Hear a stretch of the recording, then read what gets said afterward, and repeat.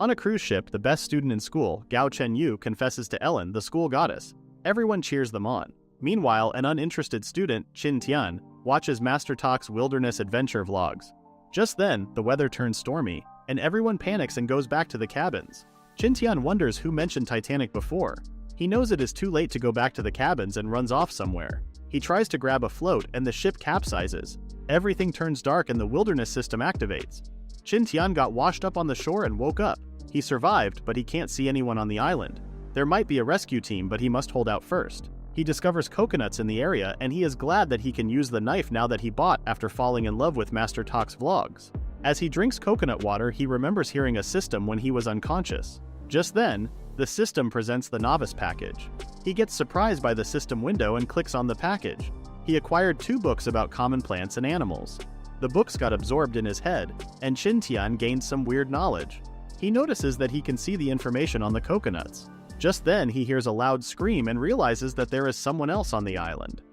Qin Tian runs in the direction of the scream and discovers Ellen being attacked by a venomous snake. Ellen screams for help. Qin Tian grabs the snake and slams it against a tree. He then tells Ellen to cover herself first. Ellen gets embarrassed. She feels thankful to Qin Tian but wonders if she is not attractive because he didn't even look at her. They both introduce themselves to each other, and Ellen is glad she got to meet a companion from the shipwreck. Later, they eat coconuts and drink the water. Qin Tian asks if Ellen has a phone, but she claims that all her stuff is gone. However, Ellen is optimistic that rescue teams will come. Qin Tian tells her first to prepare a fire to drive away insects and snakes. Ellen wonders how they can start a fire, and Qin Tian suggests looking for something useful on the beach. They have been walking for an hour, but the beach is too clean. While Qin Tian is thinking, Ellen finds something. She discovers a plastic bottle and plans to throw it away. Qin Tian stops her.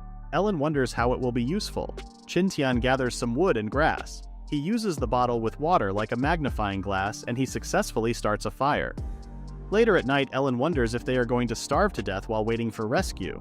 Qin Tian reassures her that rescue will come in a few days, and they can survive for a week with the resources they have. He needs to lie in order to calm Ellen's mind. Qin Tian then brings out the snake and starts butchering it. Ellen asks if it is their dinner, and Qin Tian confirms. Ellen swears not to eat it. Qin Tian cooks the snake meat and later eats it while exclaiming that it is delicious. Ellen tries to ignore her, but Qin Tian keeps saying that it is delicious. Ellen stops him and grabs a stick of snake meat. She happily eats it. Qin Tian is glad to encounter the snake and wonders what happened to the system. Just then, the system grants him points for lighting a bonfire, surprising Qin Tian in the process. He notices that only he can see the system. Ellen worries, and Qin Tian wonders if he can tell her about the system. He thinks he might be dissected and experimented on once people find out about the system. He checks more details and sees that the system is like those in games. He wonders where to use the points, and an exchange store appears. As he scrolls, he notices something that might be useful. Almost everything is expensive, and he doesn't have that many points yet. He closes the exchange store and lies down on the ground. He plans to collect stranded fish and shrimp to give their bodies nutrients. He then notices that Ellen is already sleeping and plans to talk about it tomorrow. A few hours later, Qin Tian wakes up due to the cold weather. He sees Erin shivering and he wakes her up. Qin Tian is glad that she's fine. Erin gets surprised and panics. Qin Tian tries to explain, but Erin keeps shouting about her misunderstandings. Qin Tian turns around and tells her to get near the fire to avoid freezing to death. Erin feels the coldness and gets near the fire. Qin Tian finds the temperature between day and night weird. The two only got thin clothes considering they were cruising near the equator. The shivering Qin Tian then suggests that Erin and she hug each other to survive the night. However, she disagrees. Even with the campfire, Erin still feels cold and almost numb. She worries about getting close to a boy. However, she sees Qin Tian, her savior, shivering. She stands up and tells Qin Tian to close his eyes. Qin Tian wonders why she is undressing, and Erin embarrassingly mentions the scenes she saw in movies. Qin Tian claims it only happens when you have thick clothes. They have thin clothes that are enough to transfer heat to each other. Qin Tian then wraps his arms around Erin and they find it warmer now. The next day, Erin wakes up and sees that it is already daybreak. She finds the scenery beautiful. Seeing that it is low tide, Qin Tian runs to find stranded crabs and shrimp. Despite Erin struggling to catch crabs, they manage to acquire breakfast. Later, Qin Tian starts preparing the crabs. Erin wonders why he throws away the carapace with meat and roe. Qin Tian explains that crabs are cold, which can make your stomach uncomfortable. While grilling their catch, Qin Tian suggests building a refuge in the forest. The beach is colder at night and they are at risk. Qin Tian also mentions that the forest has more resources. Before leaving for the forest, they need to have some water and leave a signal for help. They look up at some coconuts and Qin Tian removes his belt. He turns it into a bipedal rope and uses it to climb the tree. He tells Ellen to get away and starts plucking out the coconuts. He is glad the fresh coconuts got more water and pours it into the bottle they found. Qin Tian tells Ellen to throw away the coconuts she is carrying. Ellen finds it a waste and Qin Tian tells her that she will vomit if she drinks too much coconut water and has diarrhea. They left the beach with a help signal. The two traverse the forest and take a break afterward. While replenishing their liquids, Ellen asks Qin Tian why he keeps observing small bushes along the way. Qin Tian then mentions that the snake from yesterday usually lives in freshwater. Aaron gets excited knowing that there is freshwater nearby. She wonders how they can find one, and Qin Tian points out a path free of grasses and branches. Ellen realizes that animals are like humans, so the animals might have taken the path to get water.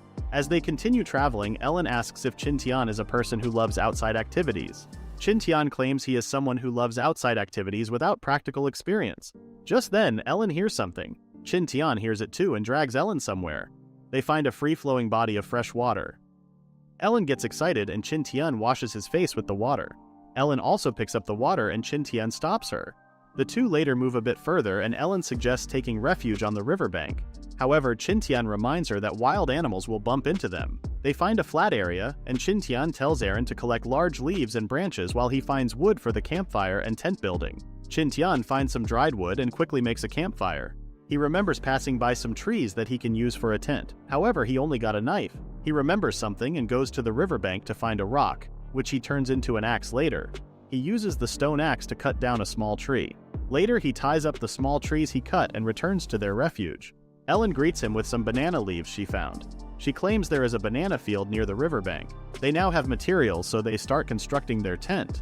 Qin Tian plans to make a one-sided tent. He sharpens a tree branch and sticks it to the ground. He finishes building the tent, but Ellen looks disappointed. Qin Tian claims it is helpful to expose the fire's warmth in their direction. Just then, the system rewards him points for building a trash tent. He laughs, seeing the system laugh at his work. Now that they have a tent, the next problem is food. The seafood and coconuts are quite far from their current location. He then plans to visit the banana field Ellen discovered. However, their new problem is jungle mosquitoes that can cause fever if bitten too much. Ellen asks for help and Qin Tian attracts the mosquitoes with a whistle. He burns some leaves so he can smoke out the mosquitoes.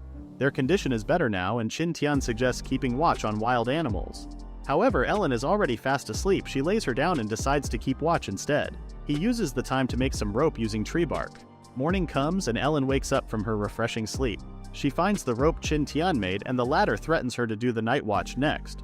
She apologizes and offers to do the night watch, but Qin Tian doesn't trust her after seeing that she can easily sleep while sitting. He then asks where the banana field is and she points out the direction. Qin Tian notices the nearby bushes and discovers raspberries. Ellen tastes them, but they are too sour.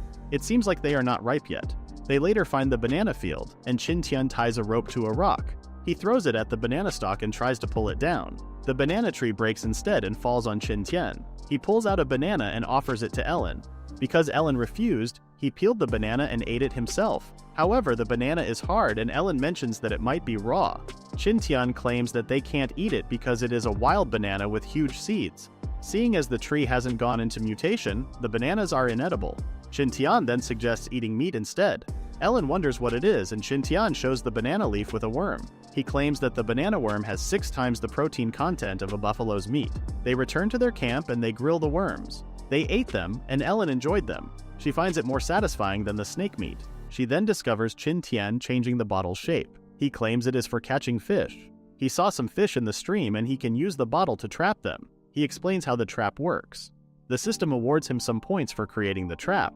Ellen wonders what to use now to drink water, and Qin Tian suggests using coconut shells.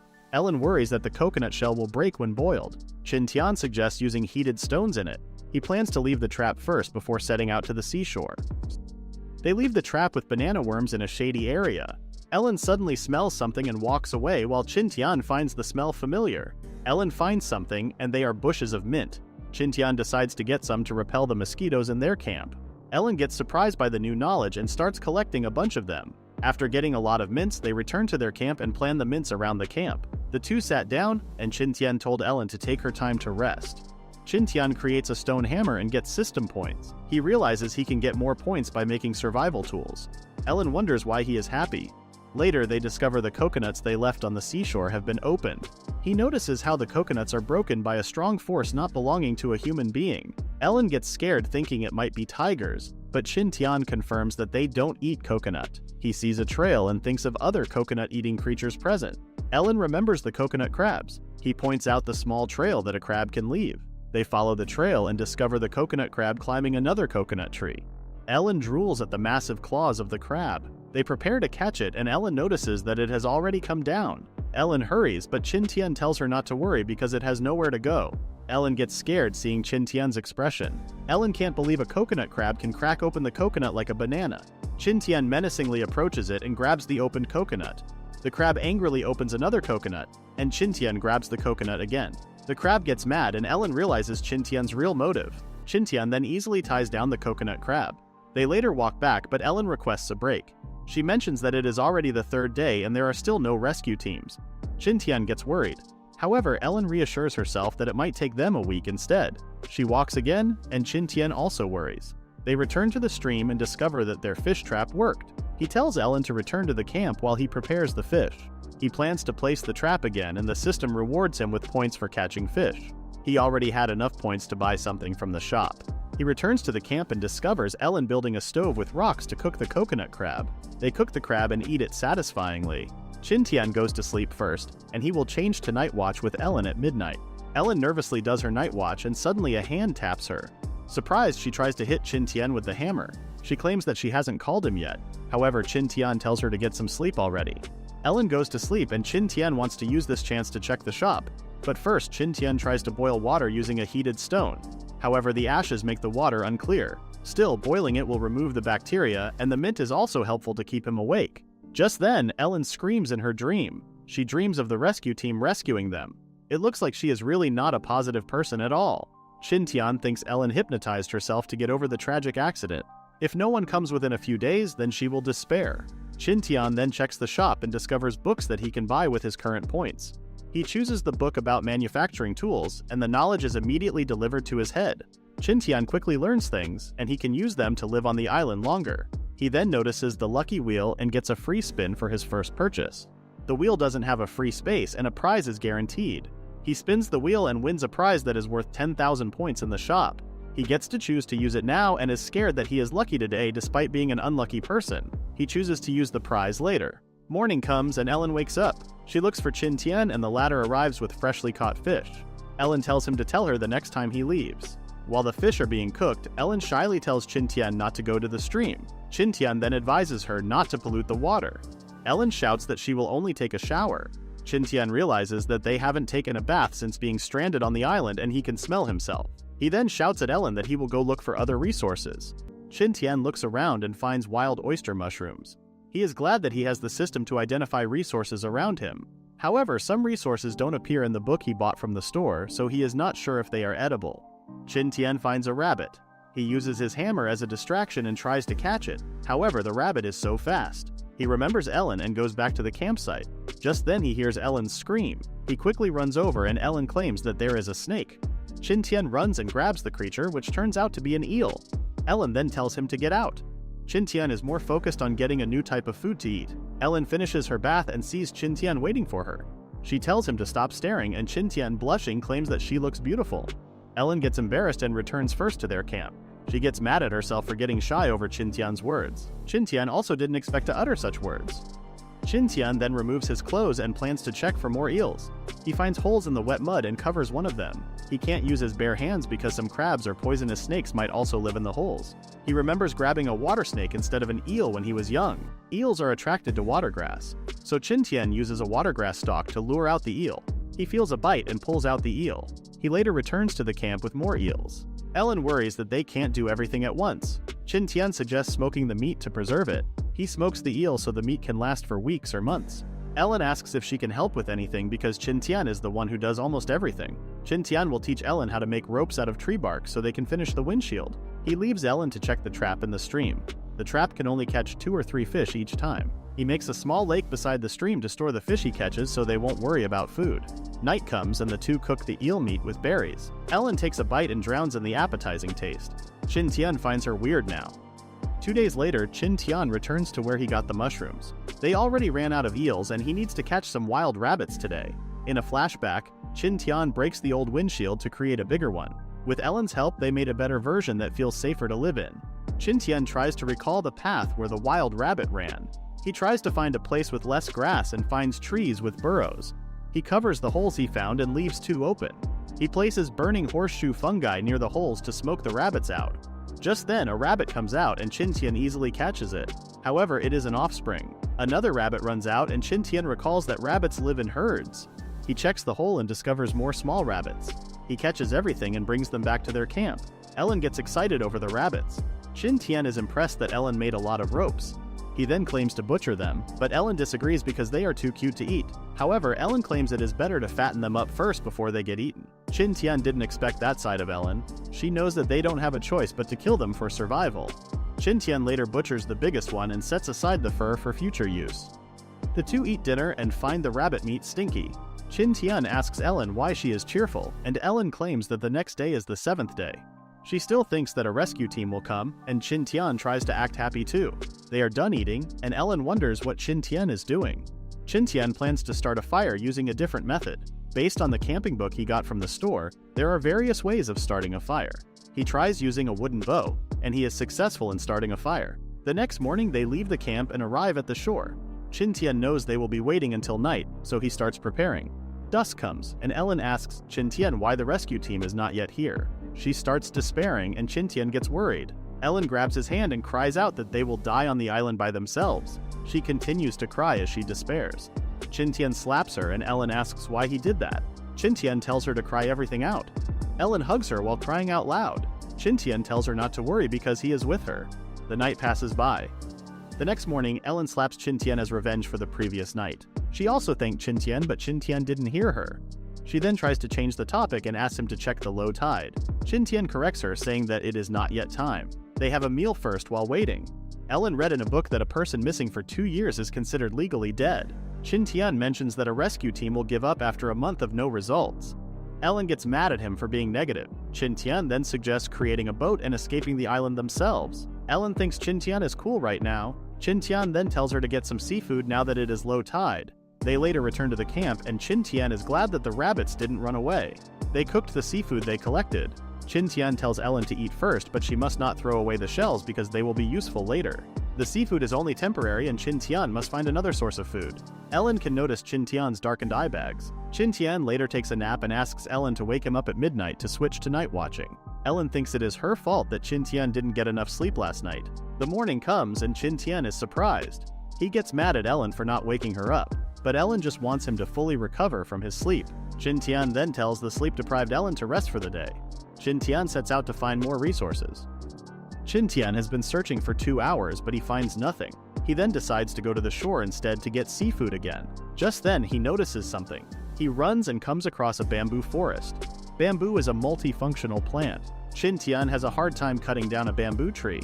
He brings one down and remembers that there might be bamboo shoots nearby. He cuts the bamboo into pieces and loads them up. He returns to the camp and Ellen tells him to eat what she cooked. Qin Tian stares at a burnt fish and Ellen asks how it is. It doesn't taste good, but Qin Tian says otherwise. Ellen tries it and she complains about how hard and bitter it is. Ellen apologizes for wasting food and Qin Tian claims that it is still edible. Qin Tian tells her to eat the oysters instead, but Ellen keeps eating the burnt fish. The night deepens and Ellen asks what Qin Tian is doing with the bamboo. He plans to make a fish trap to replace the plastic bottle. Ellen then helps cut some bamboo to create water bottles. Qin Tian is glad that Ellen is willing to work and finish it on her own. Based on the survival book, Qin Tian creates a fish trap, and he gets points for it. Ellen shows what she made and Qin Tian compliments her work. She asks if Qin Tian has anything to do tomorrow, and she plans to go with him to help. Qin Tian is impressed with how Ellen changed and plans to make good use of her. The next day, the two go to the bamboo forest. Ellen finds the place next to the bamboo forest more suitable for a camp. However, Qin Tian points out that food is their priority right now. Ellen is tasked with looking for bamboo shoots and she finds a bunch of them. After she collected bundles of them, she discovered a herd of wild boars. She stays silent and runs over to Qin Tian. Qin Tian gets surprised, and Ellen points in the direction of the boars. Qin Tian grabs Ellen's hands and tells her to run and leave the place quickly. Though they are carnivores, wild boars can attack ferociously. However, more wild boars appear on the side where they came out. Qin Tian signals Ellen to be quiet, but the wild boars smell them. The two then quickly ran away. However, the boars are fast. Ellen is tired, but she can't hold back Qin Tian. Ellen tells Qin Tian to go and leave her. Qin Tian gets mad at the movie cliché. He then faces the herd of boars and shouts out loud. The boars freeze in place, and Qin Tian continues making loud noises. It works well, and he throws his stone axe at the herd of boars. The herd runs away, and Qin Tian falls to the ground in relief. Ellen gets worried, and Qin Tian tells her that he is fine and they need to move now. Qin Tian notices a boar left alone and notices that it is wounded. A boar left alone will feel terrified and become more aggressive. Qin Tian throws his axe at the boar and baits it. He tells Ellen to go back to their camp. Qin Tian then activates his skill and he gets faster like a leopard. He gets far away, but the skill drains too much of his energy. He falls to the ground thinking that he escaped from the boar already. Just then, birds create a ruckus nearby. Qin Tian wonders if it is the boar, and yes, it is. Qin Tian gets surprised and climbs a nearby tree. As he feels lucky that the boar can't climb, the board starts striking the tree. Qin Tian grabs properly at the tree until the board gets tired and stops. As it walks away, Qin Tian remembers how precious pork is. He jumps off the tree and confronts the boar. The boar charges at him, which Qin Tian quickly dodges. The boar hits the tree, making it unconscious. Qin Tian finishes it off, but the boar had too much vitality. Qin Tian continues attacking it until it falls dead. He receives points for hunting the wild boar. The wild boar is too heavy, so he plans to get it back the next day after resting and recovering. He hopes that no other predators will find the boar. Meanwhile, Ellen is in a hurry to make a stone axe to help Qin Tian. She rips her dress and collects ashes. Qin Tian asks what she is doing, and Ellen claims that ashes can blind the boars so they can escape. Ellen then realizes that she has been talking to Qin Tian and he appears with a fish in hand. Ellen looks glad and hugs Qin Tian. She was afraid that she wouldn't see him again. She notices that he is wet and he claims it is a long story. It got awkward when Qin Tian started stripping. Ellen tells him that they are not kids anymore and reminds him to dry his clothes first. Just then, Qin Tian flashes himself to Ellen. Ellen quickly covers her eyes and Qin Tian claims he was wearing underpants. That night, Ellen feels bad about leaving the bamboo shoots behind. Qin Tian tells her that he killed the boar. Ellen worries about encountering the boars again, and Qin Tian can only think of making a bow and arrow to fight back. The next morning, Qin Tian quickly returns to the boar he killed and discovers that other animals found it. Luckily, there are more parts left. He notices a scratch mark from another animal. He starts butchering the boar and brings it back to the camp with bamboo. Meanwhile, Ellen is making a needle from a rabbit's bone and Qin Tian surprises her. Ellen gets mad and notices the meat Qin Tian brought back. Ellen wonders how he will use the fat, and Qin Tian claims that it can be used to make a fat-based oil. However, they don't have a container. Qin Tian then asks Ellen for help making one. He plans to do pottery and he feels lucky that the clay nearby is usable. He remembers the steps from the survival book. He tries to make one, but it looks like something unusable. He throws it away. He then makes a small bowl and discovers Ellen made better-looking ones. He then asks her to make one big enough for cooking. Qin Tian makes a kiln for drying the clay until it gets dark. During dinner, Qin Tian feels glad that they won't have food problems for the next month. Ellen notices Qin Tian smiling and claims that he is just happy to be alive. Qin Tian compliments Ellen's ability to mend. Ellen claims she must learn how because they don't have any clothes to change into. Qin Tian then tells her not to worry because they can change their clothes soon. The next day, Ellen wonders if they can actually brush their teeth with the wood ash. Qin Tian mentions some science shit stating that it's a good substitute for real toothpaste. Later they begin preparing the pottery bowls, and Qin Tian mentions that it will take 5 hours to harden. This surprises Ellen, and Qin Tian tells her that they must control the heat properly, otherwise the pottery will develop cracks. After the first batch of bowls is completed, the success rate is disappointingly low, prompting Qin Tian to think of new techniques they could try instead. Later that night, during Ellen's shift, the success rate gradually improves, indicating that they could make more if they could control the heat. The next day, as rain is approaching, Qin Tian cooks the pork fat while Ellen wonders why he is adding water to it. Qin Tian explains that water helps reduce the risk of the fat getting overburned. They also prepare by grinding clamshells into powder to make soap. Qin Tian emphasizes the importance of making soap since there are no drugs on the island, and if they get sick it could be life-threatening. Using soap reduces that risk. As they let the soap formulate throughout the day, they prepare for the impending downpour. Luckily, the duo has finished building the tents, otherwise they wouldn't have anywhere to stay.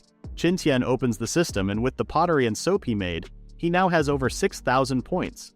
However, he still needs another 500 points to buy the power of any creatures. Ellen appears and questions Qin Tian about what he's thinking. But he reflects on the situation and asks her what took her so long. He also asks if the soap works.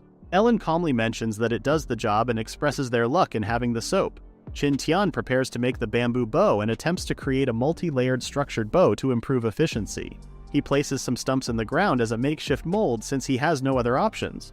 Suddenly, the sky begins to thunder and the duo quickly rushes into the tent together and goes to sleep. During the night, Qin Tian wakes up upon hearing a sound and quickly wakes up Ellen. He tells her that they have to disband the tent and urges her to climb up the tree. Ellen wonders what's going on when suddenly a group of wild boars run through their campsite. Ellen wonders if a few of the boars are dead, as it appears they are wounded, but it turns out they are just taking a nap. The rain continues to pour, and the boars are not leaving yet. Qin Tian uses his shoe to distract the boars and they run away. Qin Tian tells Ellen to get down and the girl slips down. She falls on Qin Tian. Look at Qin Tian blushing. Morning comes and Qin Tian is surprised to get 3,000 points for surviving the rainy night. The two start fixing their camp.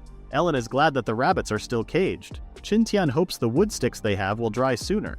Later, Qin Tian asks Ellen to remove her underwear. He plans to wash clothes and bathe at the same time, but Ellen refuses. Qin Tian notices the stream's water is higher than before. Luckily, the first trap is still usable. As the clothes must first dry, Qin Tian wears leaves in the meantime. That night, Ellen worries that the boars will return, and Qin Tian offers to do night watch first. Seeing Ellen feel unsafe, Qin Tian wants to make more weapons to fight the boars. He creates the bow and uses a boar's muscle as a string. Qin Tian proceeds to make arrows. He burns the tips of wood sticks and sharpens them. He can also use sharp stones as arrowheads. He gets points as he finishes the bow and arrows. Qin Tian now has enough points for a new skill. Between speed and strength, he chooses the former, and he now feels stronger than before. The next day, Qin Tian suggests working on the ceramics after the boars destroyed them. Qin Tian and Ellen remake the ceramics, and their skills have improved. Qin Tian practices using the bow, but his aiming skills stink. He keeps training until his skills improve. Following that, Qin Tian goes deep into the woods. He notices some tadpoles and he finds the ecosystem interesting. He later picks up some bamboo shoots. He hears bird sounds and discovers wild chickens. He shoots an arrow, but he misses. He notices that the chickens are not afraid of him and don't move. He swears not to miss a shot, but he didn't hit them even once. He tries one more time and finally hits one. He hits two more, but he has already used all of his arrows. The other chickens ran away after that. That night, the two had chicken soup. Ellen is overjoyed with the new menu. Qin Tian also finds it tasty with bamboo shoots, however he claims that it will be better with salt. Ellen gets excited and suddenly remembers that they are in the middle of nowhere. Qin Tian then tells her that they will go to the beach the next day to make some. They went to the beach and prepared to boil seawater. While the water is boiling, the two make a sundial so they can keep track of their time. They successfully created one, and Qin Tian asked Ellen to watch the shadow while he checked the seawater. Seeing the salt still wet, Qin Tian dries it out under the blazing sun.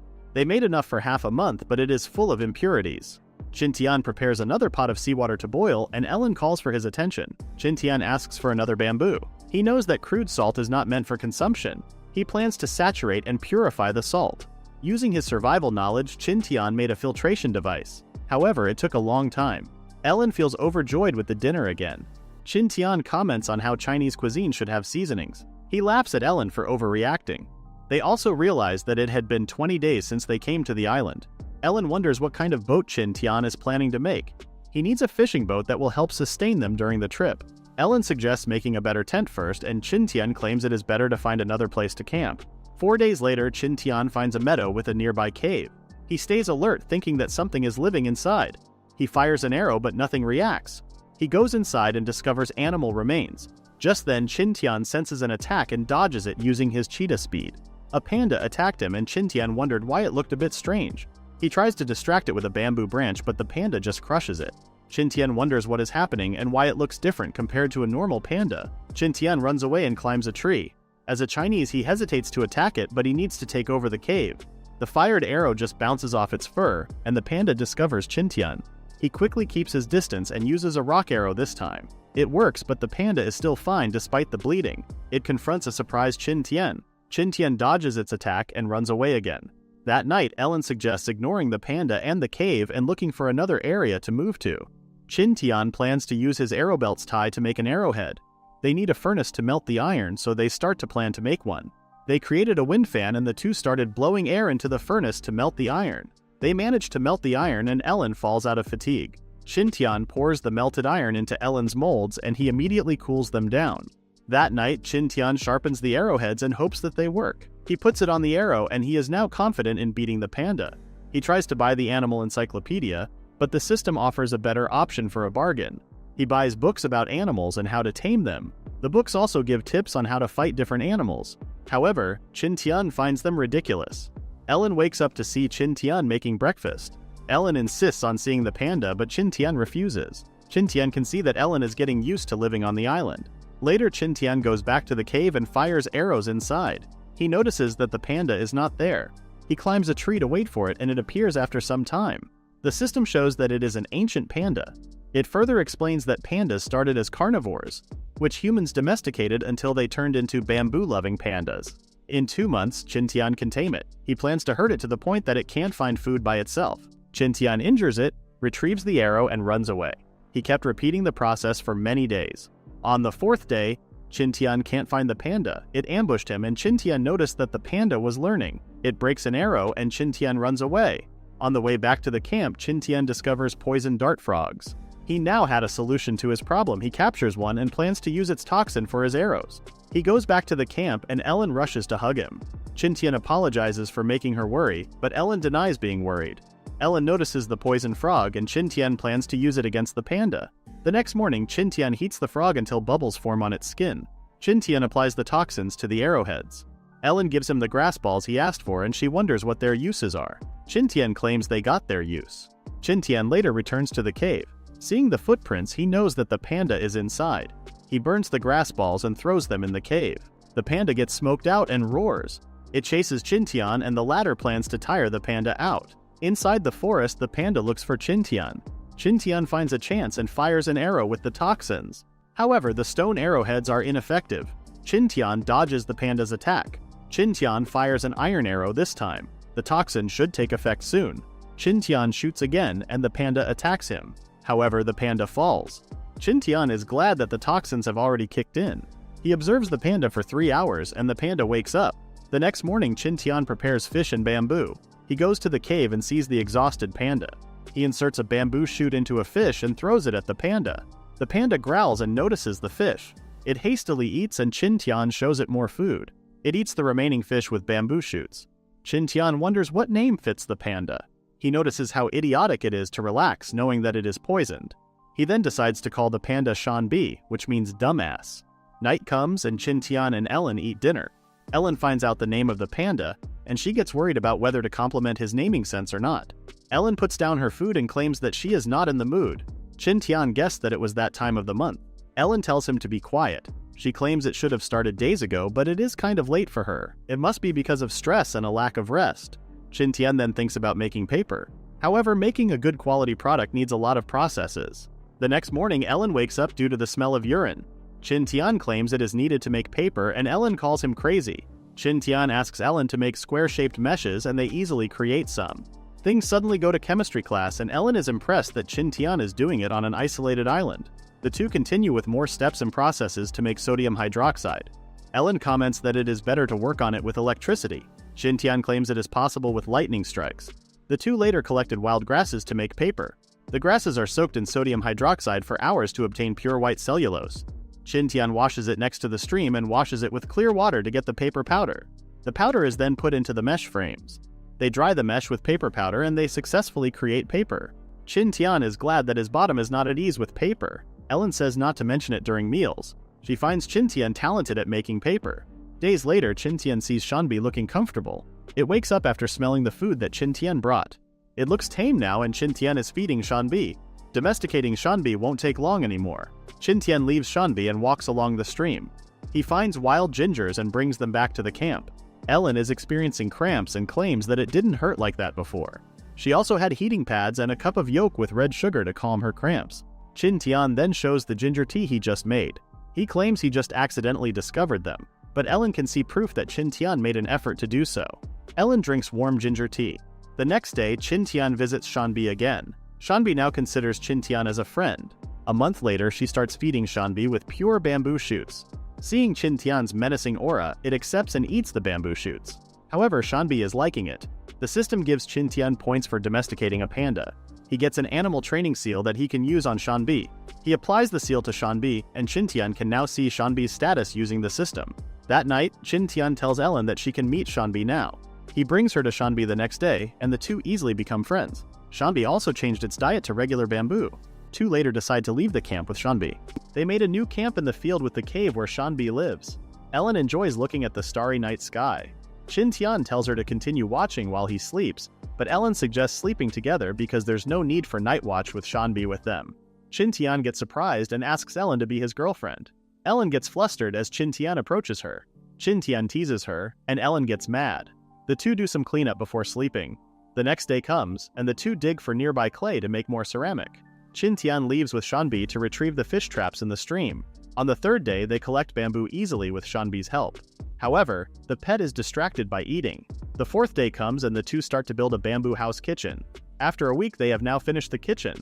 All the effort is worth it because Qintian got so many points and bought a new book about plants. They go to the stream to take a break. Qintian is happy to see Ellen having fun now after some time. Ellen steps on something. She checks her foot and discovers a rock crystal. Qintian checks on it and claims that it is quartz, an ingredient in making glass. On closer inspection, it is of high purity. The two go upstream to look for more resources. They later discover a tree of honey locusts, and Qintian claims that the pulp is an ingredient in making shampoo. Ellen hopes they can make one. However, the tree is full of thorns, and Ellen doesn't want to put Qintian in danger. Qintian activates his power and jumps onto the tree. Ellen tells him not to put himself in danger for her. However, Qintian claims he is only procuring food, making Ellen embarrassed for overthinking. Qintian cuts some pulp and notices something from afar. He immediately goes down and asks Ellen if they can make shampoo now. Ellen gets embarrassed and tries to act like she is not interested. Qintian then decides not to make shampoo, making Ellen flinch in shock. Ellen tells him to be decisive, but Qintian wants to think about it later after going to the sugarcane field. Ellen is surprised to see a field of sugarcane. However, Qintian notices that it looks like someone has grown the field. Ellen gets fascinated, and Qintian stops her from touching them. However, Ellen gets hurt by the sharp leaves of the sugarcane. Qintian cuts down one cane and the three of them savor the sweet taste of it, despite it being hard.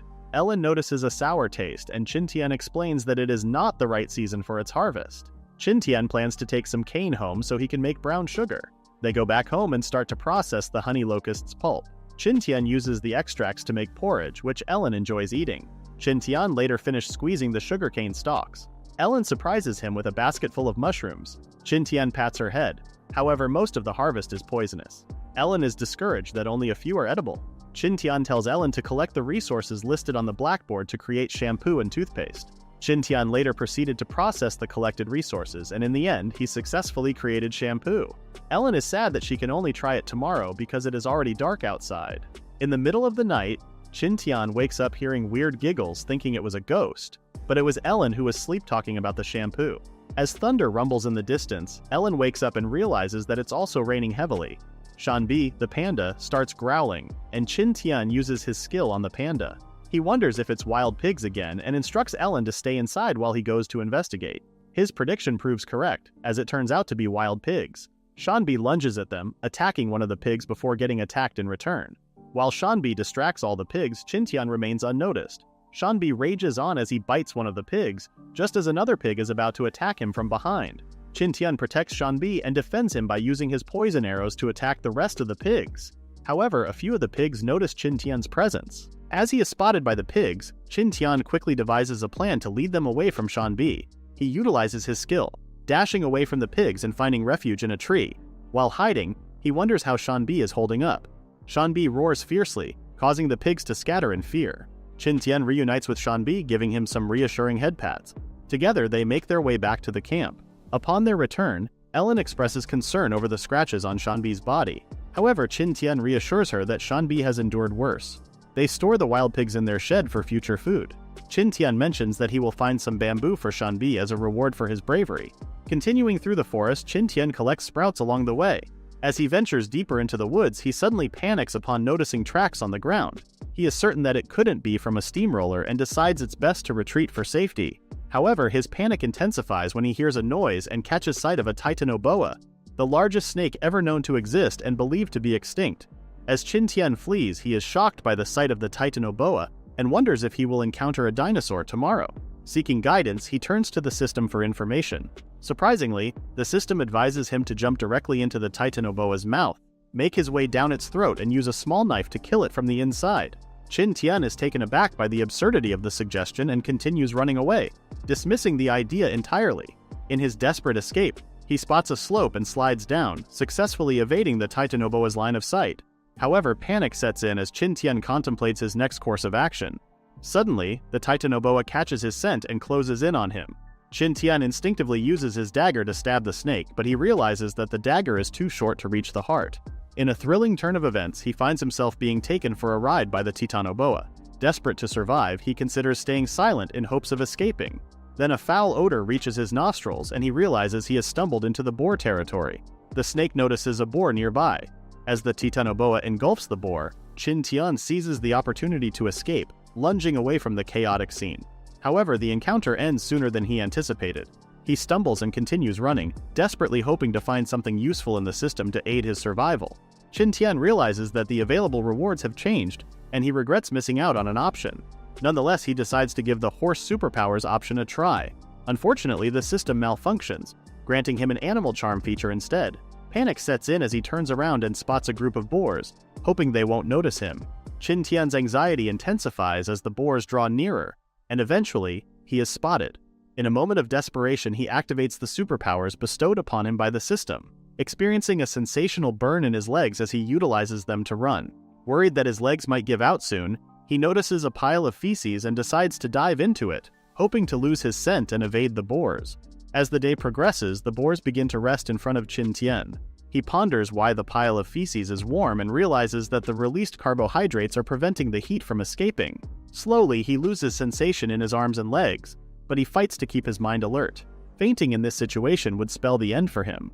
Since they are in the territory of the boars, Qin Tian doesn't have to worry about other animals. However, he remains concerned about the potential reappearance of the snake. Suddenly, he spots a flame and hears someone calling his name. At first, he wonders if he's hallucinating and hearing Ellen's voice, but to his shock, he discovers that it's actually her, accompanied by Shanbi the panda. Ellen notices the herd of boars and questions why Qin Tian is among them before scaring the boars away. Ellen inquires about Qin Tian's well-being and he assures her that he is fine but very dirty at the moment. He advises her not to approach him. However, Qin Tian's legs give way, but Ellen catches him just in time. Blushing, she insists that they must move quickly. They both climb onto the panda and Ellen tells Qin Tian to hold on to her, causing them both to blush. They return to camp and Qin Tian washes himself while Ellen does the same, playfully instructing him not to peek as she stands behind the panda. After drying off, Ellen goes to bed while Qin Tian checks their food storage and notices signs of an attack. He wonders if there is a wild animal nearby, but it turns out that Ellen used pig fat to make a torch. Qin Tian attempts to crouch down but feels pain in his bruised knees from using the cheetah superpower to escape the boars and Titanoboa earlier. The system rewards him with 7,000 points for successfully evading the Titanoboa. Qin Tian offers Ellen some porridge, but she is still asleep. He is shocked that Ellen saved him and never expected her to do so. As they both rest and wake up later to eat, Qin Tian informs her that the tracks she saw belonged to a Titanoboa, which frightens her. She wonders if they need to relocate from their hideout. Qin Tian assures her that if they stick to the forest edge while walking, they will be safe. He also expresses his gratitude for her saving him, which brings a smile to Ellen's face. Later in the day, Qin Tian begins slicing the meat in preparation. They set it up on the smoking rack as Ellen asks if it's safe to leave the meat outside. Qin Tian explains that they have no other space available. The following day, Ellen screams Qin Tian's name, informing him that their bacon has disappeared. Shocked, Qin Tian wonders what could have stolen the meat, especially since Shanbi didn't react to it. He prepares to guard the meat that night and catch the culprit. As he rests during the day to prepare for the night shift, Ellen offers him some mint tea, urging him to quickly figure out the situation before they face serious trouble. As dawn approaches, the thief has yet to make an appearance. Suddenly, Qin Tian spots a golden eagle swooping down towards the meat. He attempts to protect the meat but is unsuccessful. Later in the day, Qin Tian informs Ellen that the thief is a golden eagle. He shares his plan to trap and tame the eagle, explaining that they need to keep things normal and hang the meat outside so the eagle won't suspect anything. Qin Tian prepares a basic trap, but when they test it, it doesn't seem to work. Determined, Qin Tian exerts more force on the trap, causing the bamboo shoot to smack him in the face. He then instructs Shanbi to test the trap, as the panda's thick skin will protect him. As Shanbi pushes on the trap, it breaks, making Qin Tian realize that he needs to make a few more adjustments before it's ready. Later in the day, as Ellen wakes up from her nap, she questions whether Qintian is certain the eagle will return. Suddenly, the eagle appears above them. As the eagle swoops down toward the trap, the rope manages to catch onto its leg. Ellen wonders why Qintian isn't approaching the trapped eagle, and he explains that it's not the right time yet. The golden eagle has a deadly beak, and if they get too close, it will attack them. So they decide to wait until the eagle becomes exhausted. They discuss what to name it, and Qintian suggests the name Desert Eagle. The eagle looks like it doesn't like the name Sand Eagle. However, Qintian thinks otherwise. Ellen wonders how they can domesticate the eagle. Qintian then asks if Ellen knows what a night owl is. Ellen exclaims that staying up all night is unhealthy. Qintian suggests taking turns watching the eagle and making it awake all the time until it gets tamed within the week. He tells Ellen to keep watch during the day while he does the night shift. The afternoon of day 1 comes, and the eagle tries to escape. However, Ellen is keeping watch, so it won't have a chance to escape. Day 2's night comes, and Qintian finishes creating a toothbrush during his night shift. He tries to ask the eagle's opinion, but it ignores him. Day 3 comes, and the eagle is tired. Shanbi also helps keep it awake while Ellen is making a shirt for Qintian. Day 4 night comes, and Qintian is cooking glue. He smacks Shanbi for neglecting his task. Shanbi gets mad at the eagle instead. Day 5's morning comes, and look at this dead, tired eagle. It gawks out loud out of frustration. Qintian tells it to surrender already. The eagle then willingly surrenders to Qintian. Using the pet seal, Qintian tames the eagle and successfully domesticates it. He then sees its memories and discovers that there is a chick back in its nest. The eagle recovers its health, and Ellen is surprised to see it domesticated already. Qintian claims that the eagle has a child. Ellen wonders how he knew, but Qintian claims it was just a hunch. It is also the eagle's mating season in the spring. Ellen then suggests raising the young eagles. Qintian agrees and tells her that he will set out the next day. The eagle lands on Qintian's arm protector, and Ellen is fascinated by how cool the sight is. However, the eagle doesn't like Ellen yet. She cries and wonders why it behaved differently toward her when the two of them domesticated it.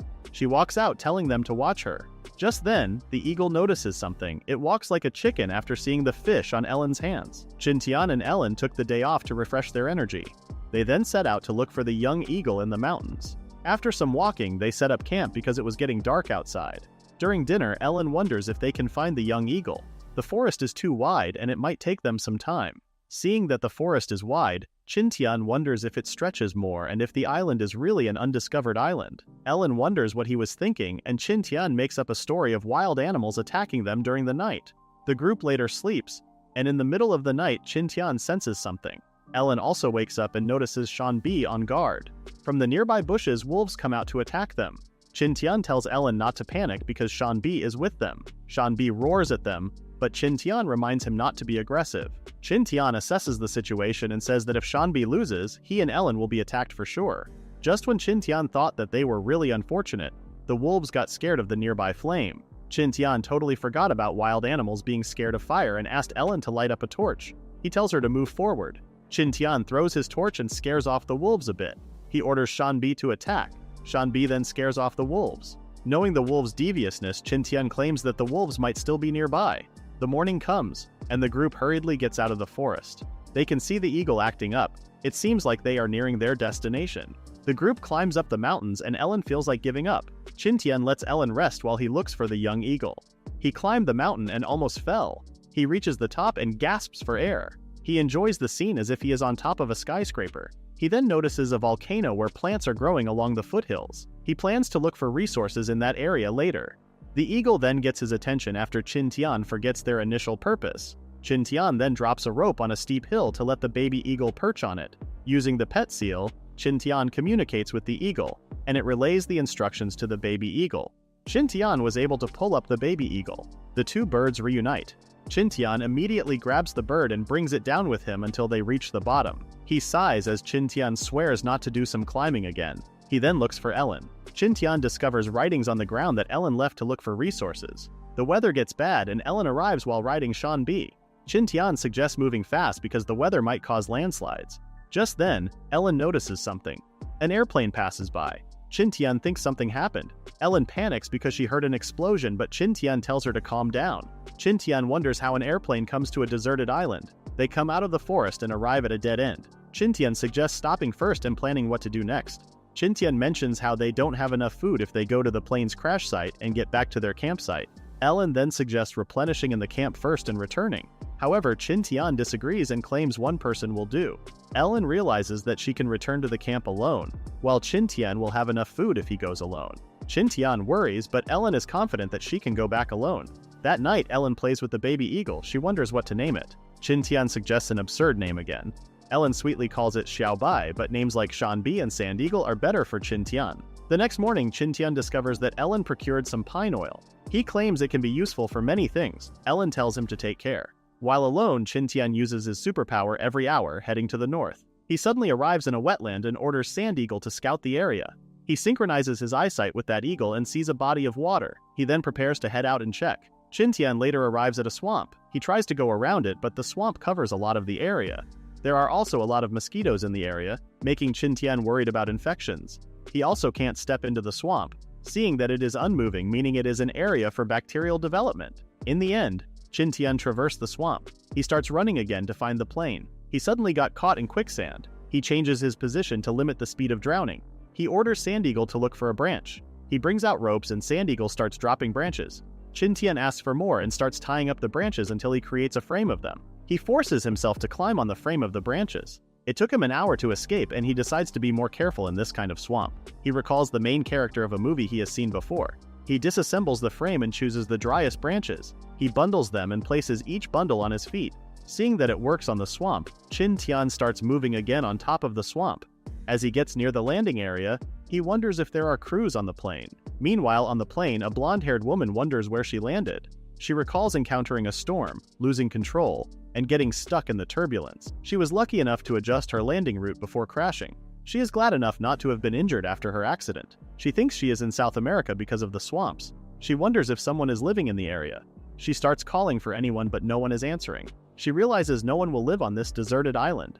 Just when she decided to sleep for the night, she hears some rustling nearby. Not far away, Qin Tian is shouting and looking for someone. Thinking that the crew might be injured, Qin Tian is in a hurry to check on them. Just then, Sand Eagle sees a big white bird and Qin Tian asks her to lead him there. Qin Tian finally finds the aircraft and shouts out loud for anyone. He hopes nothing scary happened. Upon checking, he doesn't see any bleeding signs. The plane looks brand new, but it is an old model. Just then, Qin Tian hears someone shouting and sees the blonde-haired woman running away from something. She exclaims that there are crocodiles. Qin Tian can see some mugger crocodiles chasing her. He goes inside the plane and extends his arm. The woman grabs his hand and climbs the plane. They stumble down inside the cockpit and Qin Tian can't help but blush in front of a beauty with her cushions stuck on him. The crocodiles shake the plane with their tails and Qin Tian feels the woman's cushions again. They check the ground and see the crocodiles attacking the plane. Qin Tian wonders why they are so aggressive. He tries to attack them, but rock arrows are ineffective against their hides. Qin Tian then tries to target their eyes, but they are too small as a target. His attack just made the crocodile angry and it won't take long for the plane to get destroyed. Just then, Qin Tian uses the system. He got tons of points now and looks for a suitable power for the current situation. Just when he decided to buy the Sagittarius talent, the woman suggests burning the crocodiles. Seeing alcohol, Qin Tian stops her and claims that alcohol is extremely important. Qin Tian asks for the lighter and the woman willingly gives it away. Qin Tian then proceeds to buy a superpower. He activates it, but he can't feel anything compared to the cheetah skill. The crocodiles are getting rowdy again. Qin Tian applies pine oil to the arrowhead and lights it up. He uses his skill and it looks like he is in a FPS game. He also got a sight marker and a ruler. He adjusts his position and fires the arrow, hitting the crocodile's eye. Qin Tian continues shooting as the woman helps him with the arrows. He shoots the rest of the crocodiles and the beasts scamper away. The woman shouts that Qin Tian is her hero. Qin Tian introduces himself and asks for the woman's name. She introduces herself as Jessica Hathaway. She asks where they are. Qin Tian asks her to slow down because his English is not good. Jessica wonders what kind of Asian Qin Tian is and thinks he might be Chinese, but all she met before got long braids. Qin Tian if Jessica has a mobile phone, but Jessica only knows the telephone. The two just realize that communication is hard. Night comes and Qin Tian finds canned food on the plane. Jessica opens it in an old manner. Qin Tian discovers the expiration date goes back to 1928. Jessica wonders if there is anything wrong and Qin Tian hopes he can tell that it is expired. Jessica tells him not to worry because it is beef. Qin Tian can taste that the food is okay. The two got full with a spoonful. Feeling tired, they retire for the night. The morning comes and Qin Tian notices Jessica boiling water. He can't believe she has a lot of things in her bag, like Doraemon. Qin Tian brings out meat and suggests cooking pork soup. After their meal, the two try to converse, but a language barrier exists. Qin Tian can only show Jessica the rough mapping of the island. Chin Tian thought of having Ellen talk to Jessica, so he invited her to their camp. He feels bad leaving usable parts of the plan out. Just then, Jessica notices the sand eagle and panics. Chin Tian tells her not to worry because it is his pet. They start traveling but encounter thick smoke midday. Even Sand Eagle doesn't have any idea. Jessica then asks for a break. While Chin Tian wonders when the smoke will go away, Jessica falls unconscious. Chin Tian can also feel that he is getting tired. There might be something in the smoke. Chin Tian crawls toward Jessica. Jessica's symptoms are quite severe, while Chin Tian can still move his hands. He grabs Jessica's lighter and rummages through her bag. A medicine box is among the things in the bag. However, Chin Tian can't read English. He then notices an electric box.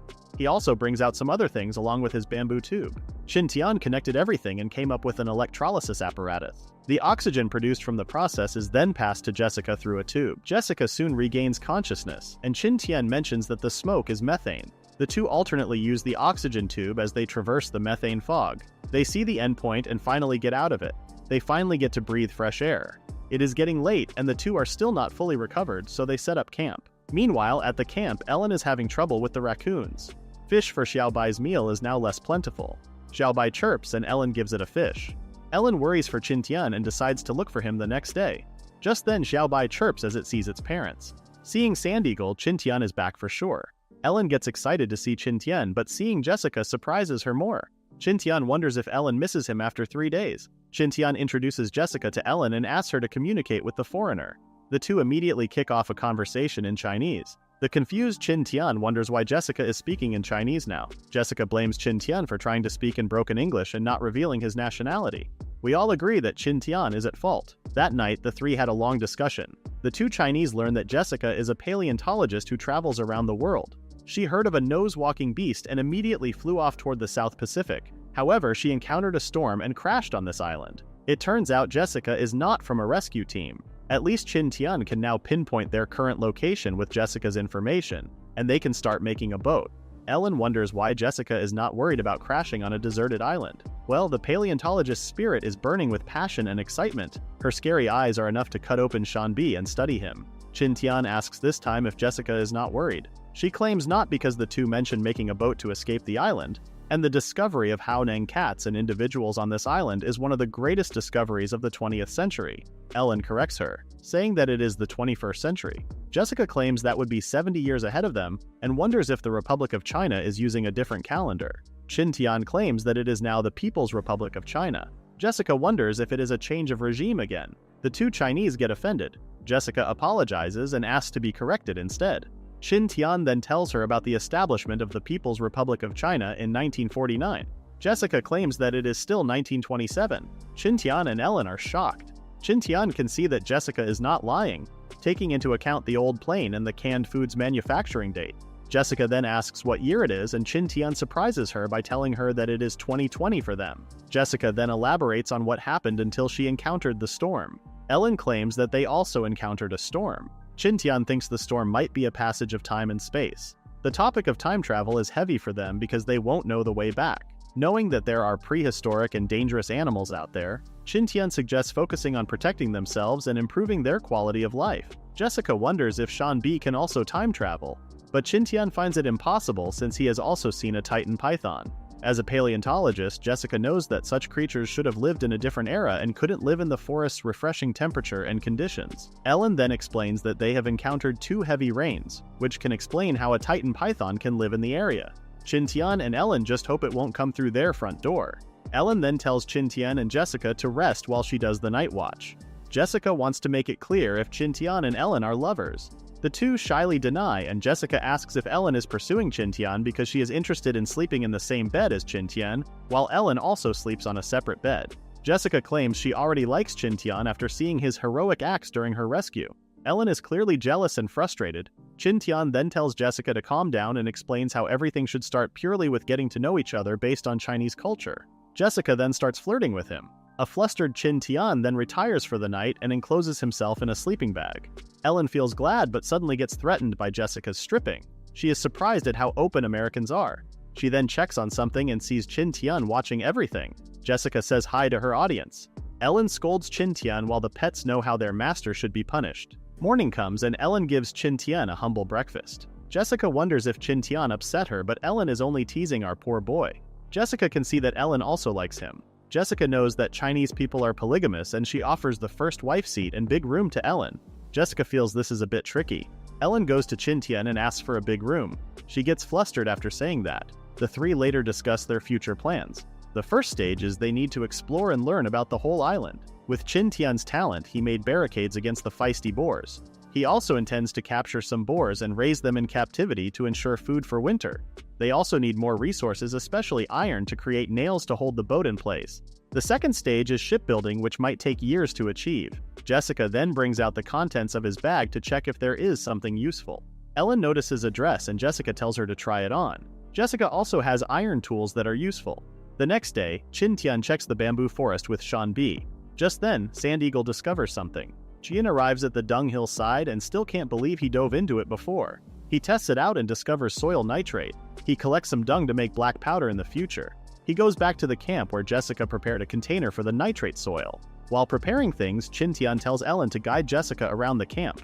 With a lot of nitrate soil prepared, Qin Tian starts cooking them, and the evaporated water and viscous nitrate start precipitating on the bottom. They filter out what is needed until they obtain potassium nitrate.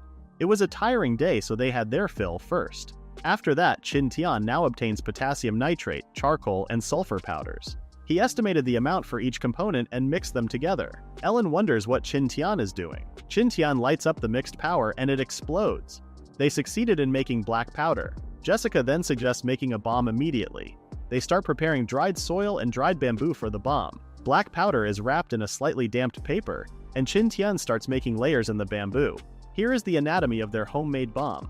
The girls are surprised at how Qin Tian can easily make a bomb. He laughs as he recalls the pranks that he was a part of when he was still a kid. Unbearable memories indeed. Soon after, Qin Tian tells the girls to back off, and he throws a lighted bomb outside of the camp area. It explodes and Qin Tian gains points for successfully creating a bomb. Seeing that the explosion is not powerful, they wonder how much black powder should be put into the bomb. Qin Tian claims he just needs a bomb that can scare off wild animals. Just in case, they later made more lethal bombs but were limited to only 3. Days later, the group starts cooking bricks in kilns. Seeing that it takes a day to dry one, they gave up. They then decided to use wood and bamboo instead. The summer heat arrives and it is getting into the hard-working Qin Tian. He takes a break and drinks some water. He realizes he hasn't moved the potassium nitrate for a while now. He then decides to use it to make ice. He puts a pot of drinkable water in a pool of water with dissolved potassium nitrate. He then starts preparing some raspberries. He pours out the water from the pot and discovers the accumulated thin ice. He tops it with crushed raspberries and the dessert is done. Ellen and Jessica come back and Ellen happily presents a grape to Qin Tian. Jessica claims that Ellen wants to surprise Qin Tian. Qin Tian then presents them with their reward. The girls are excited to see an ice smoothie. The girls enjoy the dessert, making Ellen feel like surfing in the ocean waves. Jessica wonders if Qin Tian used some Chinese sorcery to make it, but Qin Tian explains that he only used potassium nitrate.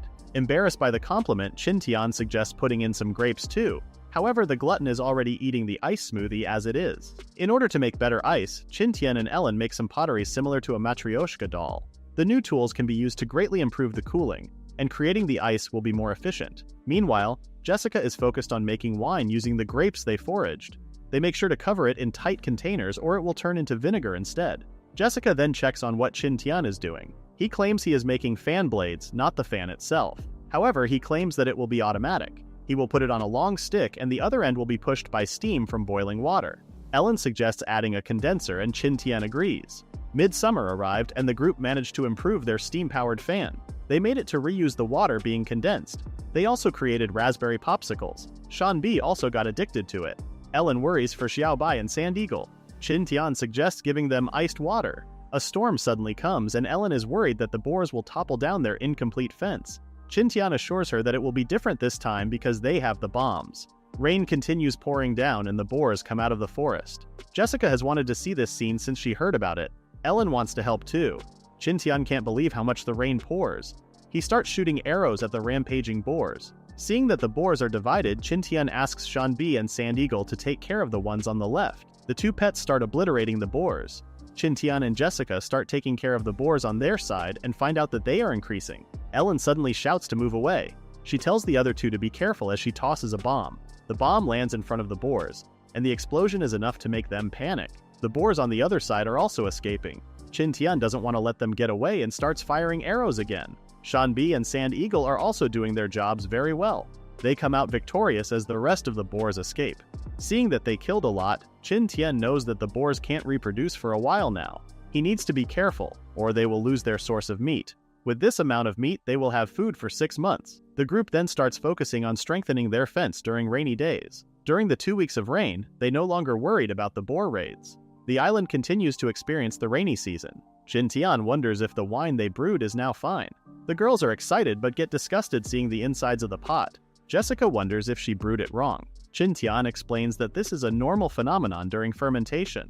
Qin Tian filters the impurities and presents their home-brewed wine.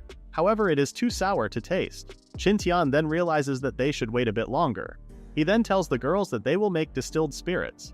He tells them how the distillation process will go. He claims it will take until the night before the process ends. Ellen arrives with brown sugar and baking soda. Qin Tian concocts something, and after refrigeration, he lets the girls taste it. Ellen can't believe she is tasting Jianlibao, a Chinese carbonated drink. Jessica is reminded of Coca-Cola. Well, Jianlibao is Chinese Coke. A month later, the camp is completely perfect, with a grocery room, pottery room, and washing block. Qin Tian is awarded system points. Summer ends without anyone knowing, and Xiaobai can now fly on its own.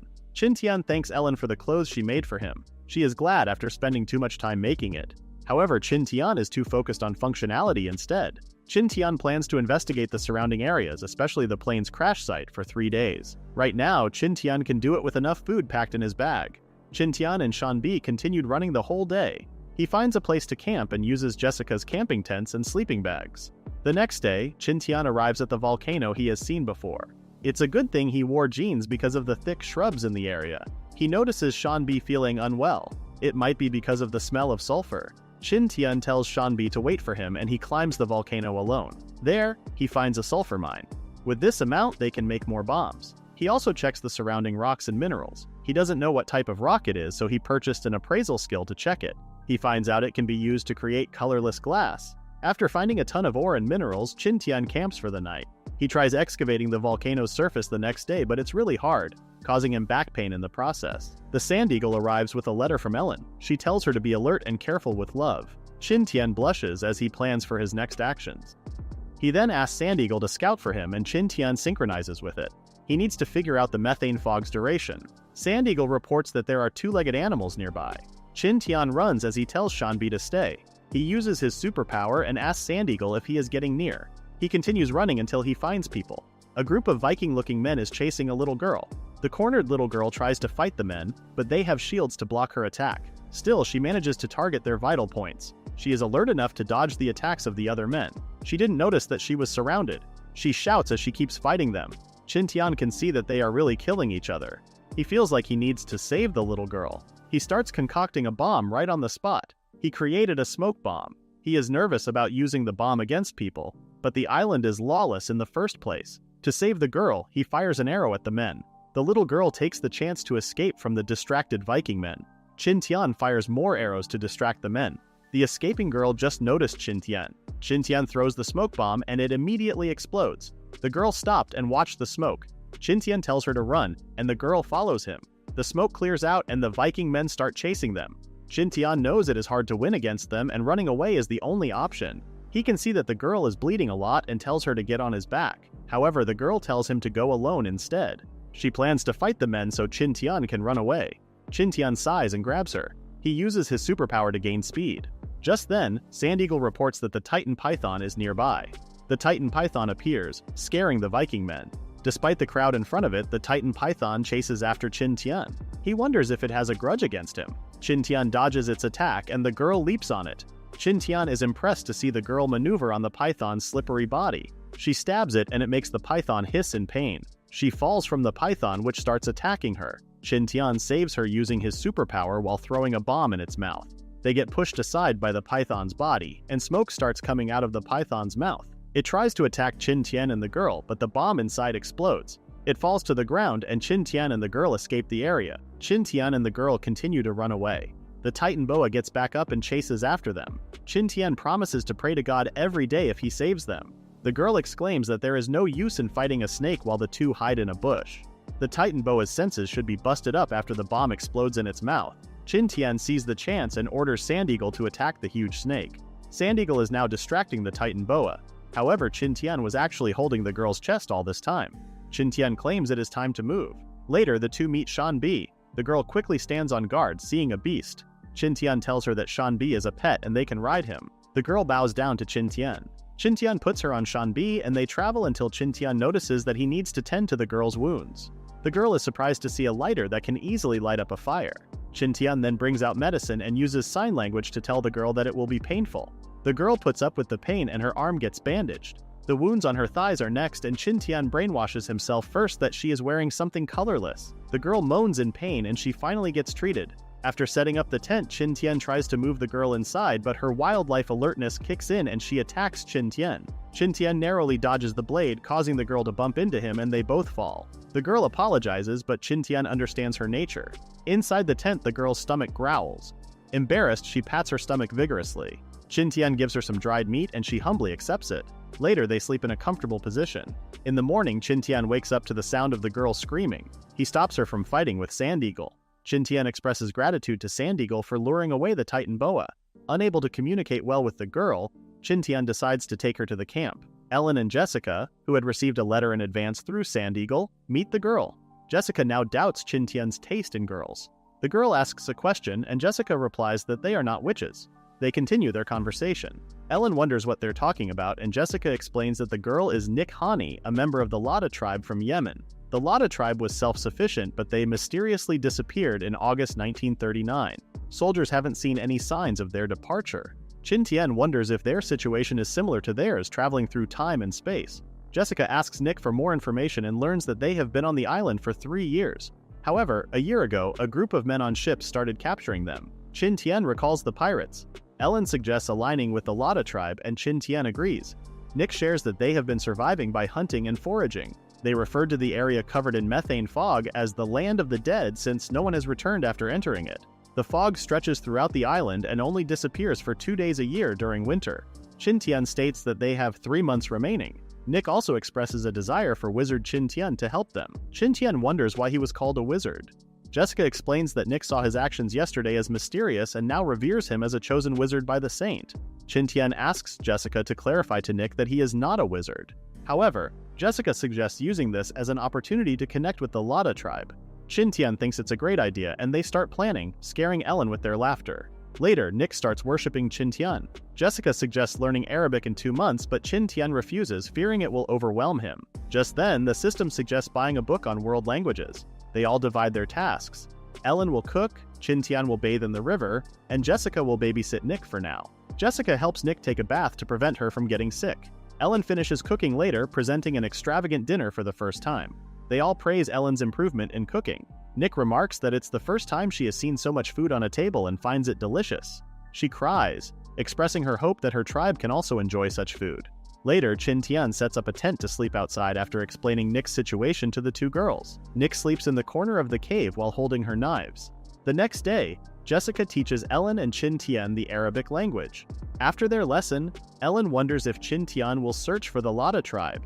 Due to the fog, Ellen suggests building a boat to go around it. Qin Tian agrees and goes to search for wood. Nick tries to help Qin Tian cut down trees, but he tells her not to because she is still injured. Nick pouts and demonstrates her strength by easily chopping down a tree, leaving Qin Tian shocked. They manage to gather enough wood in 3 days. The following day, the smoke from melted pyrite is sufficient to scare away nearby animals. Qin Tian does more processing and finally obtains iron. However, pyrite can only yield a small amount of iron. While melting the iron, Qin Tian notices that Nick fits the lowly standard. Nick gets confused and coughs.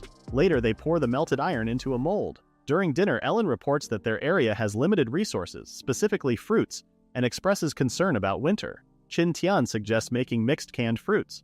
To store the canned fruits, they need glass, so they all go to the river the next day to collect silicon, a material used for making glass. Qin Tian comments on the clarity of something he found and Jessica covers her white shirt. Just then, Ellen discovers something sparkly. Luckily, she finds gold. Nick appears with a handful of gold as well.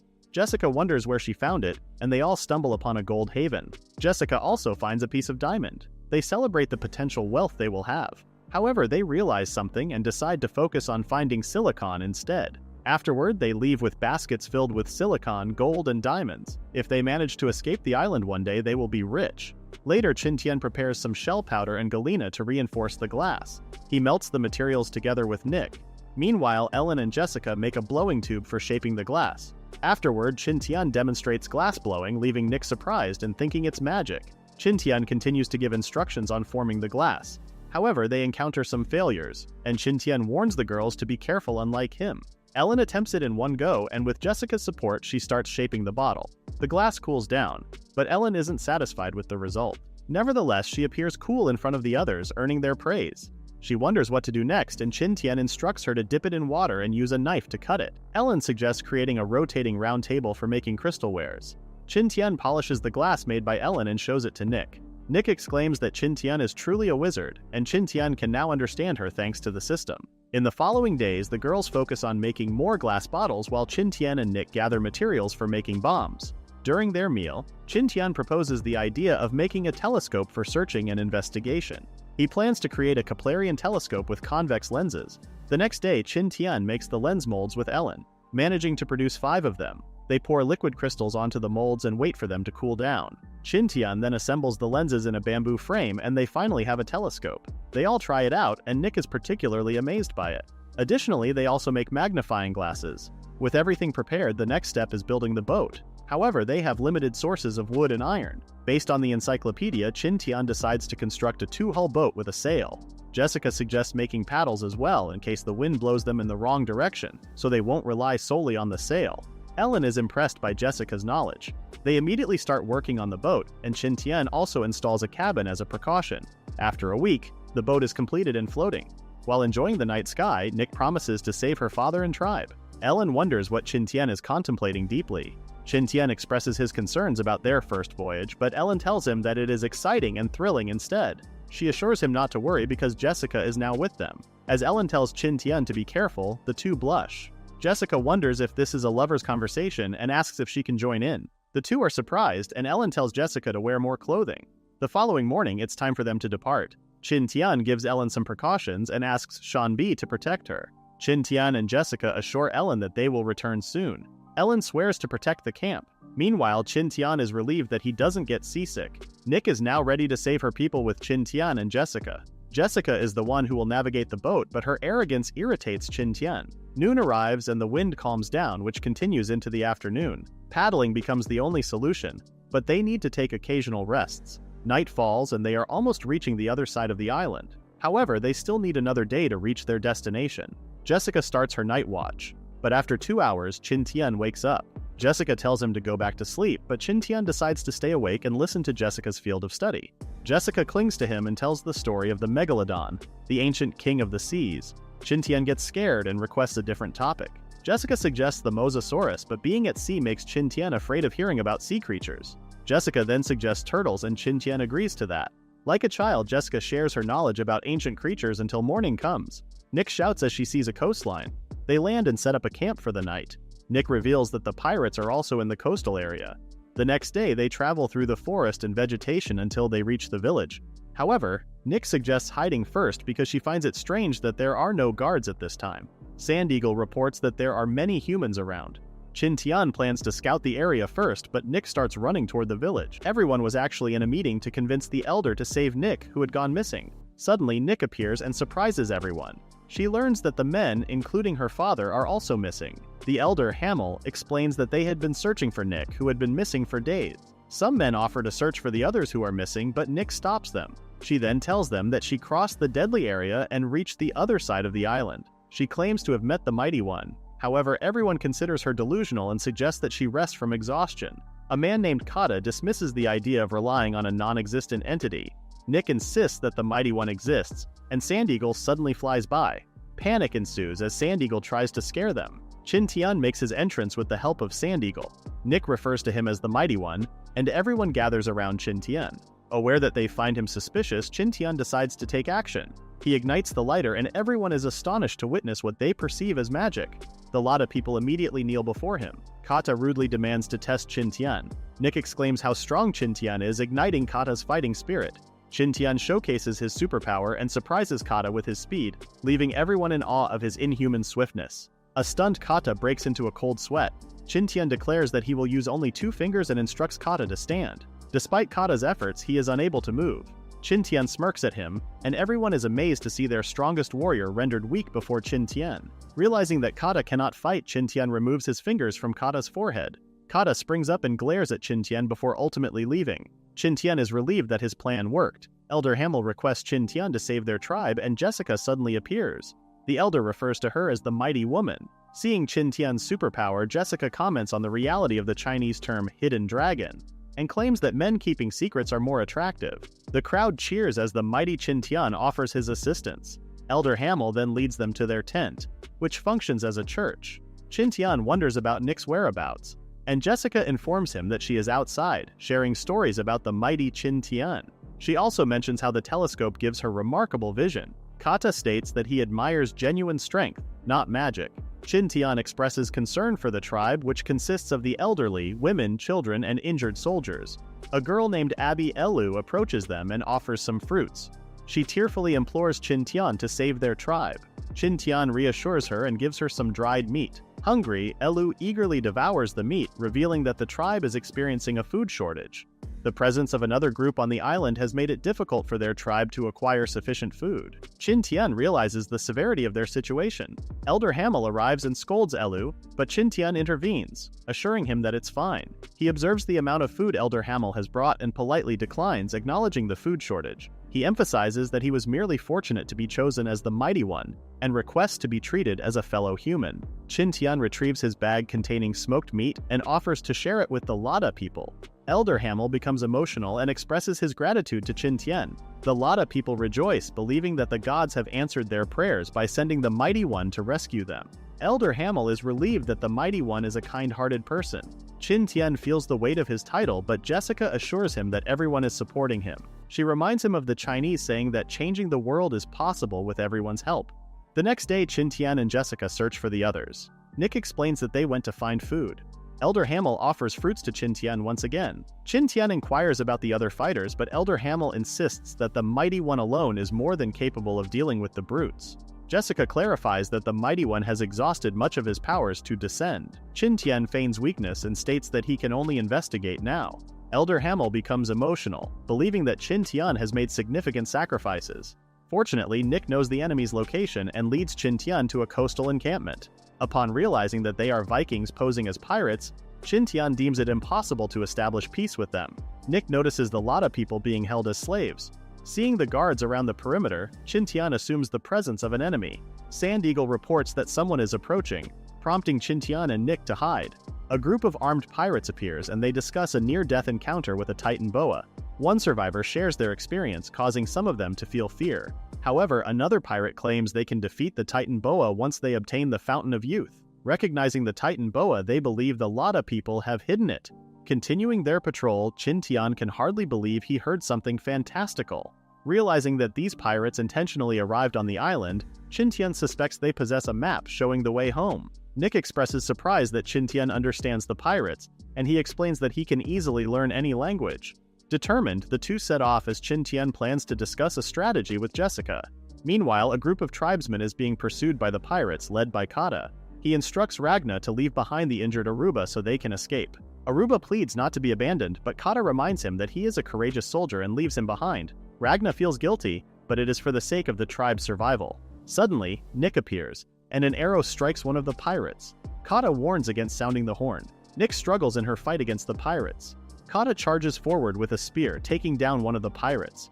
However, they are outnumbered, and Kata calls for Ragna's assistance. Surrounded, Nick whispers to Kata, advising him to conserve his energy. Qin Tian arrives and saves Aruba, while Kata and Nick keep the pirates occupied. Aruba weeps as Qin Tian conceals him in a nearby tree. Qin Tian then communicates with Nick through Sand Eagle, signaling her. Nick becomes focused and starts eliminating some of the pirates. Kata follows suit. One of the pirates panics as the tide turns against them. Nick and Kata move to finish off the remaining pirates. Kata throws his spear to kill the pirate with the blowhorn. They start running away, knowing that the other pirates are now alerted to the horn. They ask Qin Tian what to do next. He suggests waiting for the night.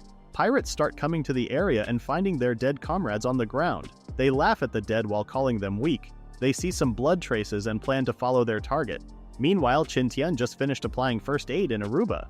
Aruba apologizes for being a burden. They travel through the forest until they settle in a cave for the night. Nick wonders if the pirates know their tribe's location, but Kata says they don't. Ragna explains that they only ventured further to look for food. Just then, their stomachs growled in unison. Qin Tian gives them some dried meat, but Kata is still hesitating to trust Qin Tian. Aruba claims Kata's share, but Kata swipes it away while blaming Aruba for the recent issue. However, Qin Tian can see that they don't really hate each other. The next morning, they continue traveling through the forest and arrive at their tribe camp. Qin Tian asks them to take care of the injured Aruba. Qin Tian meets Jessica and reports about the Vikings. Jessica sighs as she finds it better to see their bones instead of the ones in the flesh. Qin Tian shares what he heard from the Vikings about the Titan boa and Leviathan. Jessica claims that a Leviathan is just a huge whale and tells Qin Tian not to worry about it. Qin Tian then asks about the Fountain of Youth. Jessica claims that it is a famous myth among the Vikings. A fountain contains water that can help a pirate live forever. However, another pirate uses a chalice to hide the fountain and disappears. Qin Tian then asks her about the tribe's situation, and Jessica claims that the Lada tribe's situation is very bad, especially in food matters. Qin Tian needs to come up with a solution for it and wonders if they can borrow some food. Jessica gets confused, and Qin Tian explains that the pirates should have a storehouse that has food in it. They can distract the pirates on one side and sneak in to steal their food. Jessica worries about the plan, but Qin Tian swears to make it successful. However, Jessica remembers that there are a lot of people chained up in the pirates' camp. Qin Tian claims he also has a plan for that. The next day, Qin Tian asks Elder Hamel if there are any craftsmen in the tribe. Elder Hamel remembers Alex and immediately introduces her to them. However, she is too focused on creating a spear. Qin Tian is amazed at how intricate Alex is. Alex finishes her spear and just notices the others beside her. Qin Tian asks Alex if she can make a container and small pipes, basically a catheter and reagent bottle. Alex proudly swears that she can make anything. Qin Tian then asks Elder Hamel if there are any leftover bones. Elder Haim gets excited, assuming that Qin Tian will do voodoo magic, but Qin Tian refutes what he said. Jessica steps in and tells the elder that they will only make a useful tool. Hamel then claims that they have collected the bones in one spot as a form of respect toward the Earth Spirit. Qin Tian then asks Elder Hamel to leave them for now. Jessica wonders what Qin Tian will do. Qin Tian explains that he will produce phosphorus. He then writes a request to Ellen for silica and sends Sand Eagle away. Qin Tian then asks Jessica to help him look for food. As they look around the forest, they discover Aruba while looking for food despite being injured. Qin Tian wonders where Aruba found the huge leaf on his arm. Aruba shows it and claims that they are using it as a hat. Jessica and Qin Tian shout as they recognize the taro leaf. Qin Tian asks Aruba to lead them to where he found the leaf. They later arrive in a taro field. Jessica exclaims that they found food, but Aruba tells them that the leaves are inedible. Qin Tian claims that taro is edible once cooked. However, Aruba can remember how his mouth burned for a day after eating a leaf. Aruba trusts Qin Tian for now and starts plucking leaves. Qin Tian stops him and claims that they won't eat the leaves. Jessica shows that the flesh growing underground is edible. The three of them started harvesting and brought a lot of taro back to the tribe. Qin Tian and Jessica start boiling the taro in a huge pot of water. After some time, Qin Tian uncovers the lid, and the delicious smell fills the air. After checking that they are cooked, the boiled taros are shared with the tribe. They start munching on the taro, but Qin Tian tells them to peel the taro first. Elder Hamel cries as he realizes that they won't starve anymore. Qin Tian and Jessica can only smile. They all thank Qin Tian. Elder Hamel is even kneeling. The other lot of people arrive as the smell leads them into the area. Qin Tian tells them that he is cooking food for them. They get excited as they see huge pots of it. Nick and Kata wonder what is happening, and some of them explain the situation. Elder Hamel gets their attention to thank the almighty Qin Tian. Qin Tian then makes a speech just to open the lid so the food can be served. While everyone enjoys the taro, Nick and Elu approach Qin Tian and Jessica. Elu gives Qin Tian a handmade necklace as thanks for saving their tribe. Ragna comments on how down-to-earth Qin Tian is, but Kata still can't accept him. After their community meal, Qin Tian announces that the food supply might run out soon. He suggests building a boat as soon as possible to leave the area and rescue the captivated Lada people. They soon go to the coast where Qin Tian and the others landed. Qin Tian then asks Alex for his request. Jessica is impressed by Alex's craftsmanship, but there is still not enough for Qin Tian's needs. Later, Qin Tian starts collecting seashells to ground them later and gain calcium hydroxide. Jessica boils seawater to acquire salt brine. They mix the two together and go through different processes until they acquire magnesium powder. Seeing that it is ready, Jessica suggests testing immediately. Qin Tian lights up a bit of the powder and the flashy spark is enough to be called witchcraft by the Lada people. The tribe later stops working and takes their dinner. Alex reports to Qin Tian, who asks her to create a tenon and gives her a blueprint. Alex is impressed by how things get connected without ropes. She claims it will take a long time if it will be done on the boat. Jessica explains to Alex that it will not the boat as a whole and marks the parts to focus on the blueprint. Alex claims that it will just take 3 days and Qin Tian leaves the job to her. The next morning, Sand Eagle is back with a package. Qin Tian is glad to see new tools and commends Ellen's craftsmanship. She even has a note to warn Qin Tian of his safety. With the animal bones, Qin Tian grounds and mixes them with some of phosphorus. They can obtain a safety match soon. What Qin Tian wants is the red phosphorus match because it is safer. He continues working on the processes. While at it, he and Jessica prepare tree bark for the matchsticks. They soon finished all the components for the safety match. Qin Tian starts mixing things until Jessica asks him if he is ready. Qin Tian strikes the match and it successfully lights up. Jessica gets excited and hugs Qin Tian. Qin Tian then moves over to work on Aqua Regia. The two later return to the coastal camp. Nick proudly shows how her wounds are now healed. Alex shows how they have already made 6 boats. Qin Tian is impressed by how sturdy they are. Alex wonders when they are going to save the captivated ones, and Qin Tian tells her that it will be in 4 days. 4 days later, Qin Tian and Jessica give out 1 safety matchbox per person. Qin Tian then demonstrates how to use it, and Elu immediately tries it out. Everyone is amazed by the magic, but it is only chemistry for modern people. Everyone is amazed that they can light up a fire easily by themselves. Everyone finds them convenient, especially our tsundere kata. Qin Tian, then it is almost time to rescue the captive tribe members, and everyone cheers for their success. Qin Tian then announces the members of the rescue team. He chooses the twins Bokuma and Bohama, who are both good with bows and knives, and Viru, who is the oldest dual-axe-wielding warrior. Nick, Kata, Aruba, and Ragna will also join them. Qin Tian tells them the plan and dismisses them. Jessica worries that Qin Tian doesn't have the determination to kill a person yet. She reminds him that even animals kill each other for survival and points out that the pirate's hands are already bloodied from killing people. Qin Tian calms down as Jessica hugs him. The next night in the pirates' camp, guards complain about how cold the weather is outside. Just then, one of them notices a light in the forest and thinks that it must be the Fountain of Youth. Everyone panics as they see the divine light. Everyone then moves out. Meanwhile, a man is fishing in the nearby area. He notices a shark taking the bait and pulling it up. He then throws a harpoon to capture it. Just then, someone calls him. The guard reports to Captain Suomeng, but the captain reminds him not to disturb his fishing time. The guard then points at the diving light from the forest. Suomeng commends him and claims that a bright light will surely attract a lot of fish. Everyone runs toward the light to get the treasure and gain a reward from their captain. Suomeng wonders who will be the fish or catcher tonight. The pirates are surprised to see the light move. They continue chasing it. Meanwhile, Qin Tian can see that the pirates are following the flashlight. Seeing that they are leaving the camp, Qin Tian orders Bokuma and Bahama to stay behind and give them support when necessary. He, Nick, and Kata move toward the camp wall.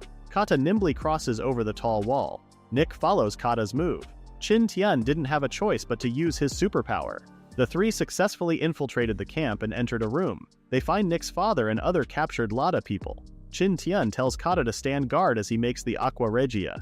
He uses it to easily melt the iron chains that lock the cages. Just when they almost finish releasing everyone, they hear the pirates' horn blow. The pirates start moving in their direction, and Bohama panics about what to do next. Bokuma reminds her about the magic powder left for them. The twins then start firing flame arrows at the pirates. The food warehouse gets caught on fire. Suomeng orders the others to put out the fire while he goes somewhere with other men. Just as he expected, he sees the Lada people escaping. Qin Tian can't believe there is someone smart among these brutes. Seeing their slow progress in escaping, Qin Tian lights up a bomb. He throws it toward the pirates and causes a huge explosion. Qin Tian tells everyone to hurry up. He hopes they can hold out before the pirates can catch them. A pirate suddenly flies toward them, and Kata immediately defends themselves. Suomeng appears and breaks Kata's spear. He fights as he wonders how he will torture them. Seeing that the pirates are gaining their senses, Qin Tian worries that he and Nick are not enough to stop them. Suomeng then offers 200 gold per tribal head for his men. It was enough to revive the pirates' senses. Qin Tian throws another bomb, but a pirate with claws deflects it to the side. The clawed pirate tries to attack Qin Tian, but Nick blocks him in time. Nick asks Qin Tian to leave the pirates to her. More arrows from the twins rain down on the pirates. Their shields and clothes easily caught fire because of the substances Qin Tian added to the arrowheads. He also pulls his bow and shoots at the pirates to incapacitate them. They all became wary of him. A pirate tries to attack Qin Tian from behind, but Chief Frasong defends him. Qin Tian gets help to get over the wall. Chief Frosong shows how much of a fighter he is and easily fights the armed pirates with his bare hands. Qin Tian realizes that Chief Frosong doesn't need any help at all. Everyone tries to mob him, but Chief Frosong scatters sand around. Qin Tian worries that only Kata is having a hard time because he is injured. Kata continues fighting Suomeng, but his spear is not holding out. The remaining bomb pirates are also getting back up now. Qin Tian can see that it is time to go and light up another type of bomb. He throws it and orders his allies to close their eyes. It was a simple flash bomb enough to blind the pirates. He tells Nick, Kata, and Chief Frosong to hurry and escape. After they got over the wall, Qin Tian threw a smoke bomb to buy some time for their escape to the forest. Suomeng orders his men to hurry and follow the Lada people. However, the forest is too dark for them to travel. Suomeng gets mad at his men for letting the fish escape. Everyone panics as they head toward the forest with torches. Qin Tian's team can hear the pirates' horns blowing. Qin Tian realizes that they need to hurry up. However, it will take them a day to reach the coast. They stop as they see pirates searching the area. Qin Tian tells everyone to hide in the meantime and wait for the pirates to leave the area. After half an hour, they encounter another search party. Just when the Lada people were assured that they could escape, some pirates sniffed them out. The fighters from the tribe immediately moved out and easily suppressed half of the search party. The remaining pirates panic as they plan to blow the horn. They try to blow the horn, but Bokuma and Bohama arrive on time to shoot them with arrows. Qin Tian still can't believe how fragile life is after seeing the dead pirates. He then tells the Lada people to move since the confrontation might have alerted the other pirates. However, the pirates immediately arrived in the area. Qin thinks of a way to distract the pirates. He tells the Lada people to go while he distracts the pirates. He tells them not to worry and to keep moving. He lights up another bomb and distracts the pirates with a smoke bomb. Nick tries to join Qin Tian, but her father stops her. The pirates notice Qin Tian running away and they all chase him. Seeing that almost all of the pirates are chasing him, Qin Tian uses his superpower to speed up. The pirates assume that Qin Tian has the Fountain of Youth and blow their special horn. Qin Tian hears how ominous this horn's sound is. He continues to run away, but he notices how the pirates are doing a blanket search. He goes in another direction, but there are more pirates. He then decides to gamble on something. He sneaks behind a search team and throws a bomb toward them. Almost everyone gets blinded, but a few pirates discover Qin Tian. He runs toward a cliff and pulls something from his backpack while trusting Alex's craftsmanship. He jumps off the cliff and opens up a parachute made of donkey skin. Qin Tian starts chanting Buddhist scripts. The pirates get flustered after they see Qin Tian jump off the cliff and disappear into nothingness. Everyone starts blaming each other's incompetence until Suomeng arrives. He then asks Stein what happened and explains the fantastical things Qin Tian did. Suomeng orders them to search below to find the Fountain of Youth. Stein gets scared to go, and Suomeng doesn't have a choice but to force him down the cliff. Suomeng wants to see Qin Tian's corpse. Meanwhile, Qin Tian sighs and folds his parachute while watching the disfigured Stein on the edge. He wonders how Jessica is doing. The morning comes and the Lada people arrive at the coast. Jessica looks for Qin Tian and Nick explains that Qin Tian took on the pirates alone. Everyone gets worried, but Jessica assures them that she will not put him in danger. Later, Qin Tian is frozen on the shore. He can hear other pirates trying to find a way to go down. Qin Tian feels that he needs to find a solution to escape. He sees some tree branches washed up on the shore and starts collecting them. Just then, Sand Eagle arrives after Jessica asks it to look for Qin Tian. Qin Tian writes down on paper his location with the best possible description. He gives the letter to Sand Eagle, and the bird leaves. Qin Tian wonders how Jessica will save him. At dusk, while expecting that the rescue will arrive tomorrow, Qin Tian sees something coming. Nick and Kata look like they are rowing for an Olympic competition. Qin Tian is impressed by their speed. However, Ragna suffered being with those inhuman. They set up a tent, and the group brought in food to eat. The next morning, they all rowed the boat. They arrived at the coastal camp in the afternoon. The Lada people cheer as they see that Qin Tian and the others are safe. Jessica checks on Qin Tian and claims that everything and everyone is ready. They start sailing to migrate to the other side of the island. Jessica calls off for a break and orders the rest to put down the anchors. A tired Qin Tian slept throughout the night since they departed. He wakes up to the delicious smell of Jessica's cooking. Jessica asks what happened with the rescue, and Qin Tian narrates everything while eating. Jessica is glad that her hero is back safely. The next morning, Suomeng finds the tribal village and orders his men to capture the Lada people. However, the huts are all empty, and the village is technically deserted. Suomeng orders his men to look for them nearby. Meanwhile, Qin Tian, Jessica, and the Lada people arrive on the other side of the island. Qin Tian leads everyone to his campsite. The Lada people are scared after hearing a loud roar. Qin Tian assures them that it was his pet.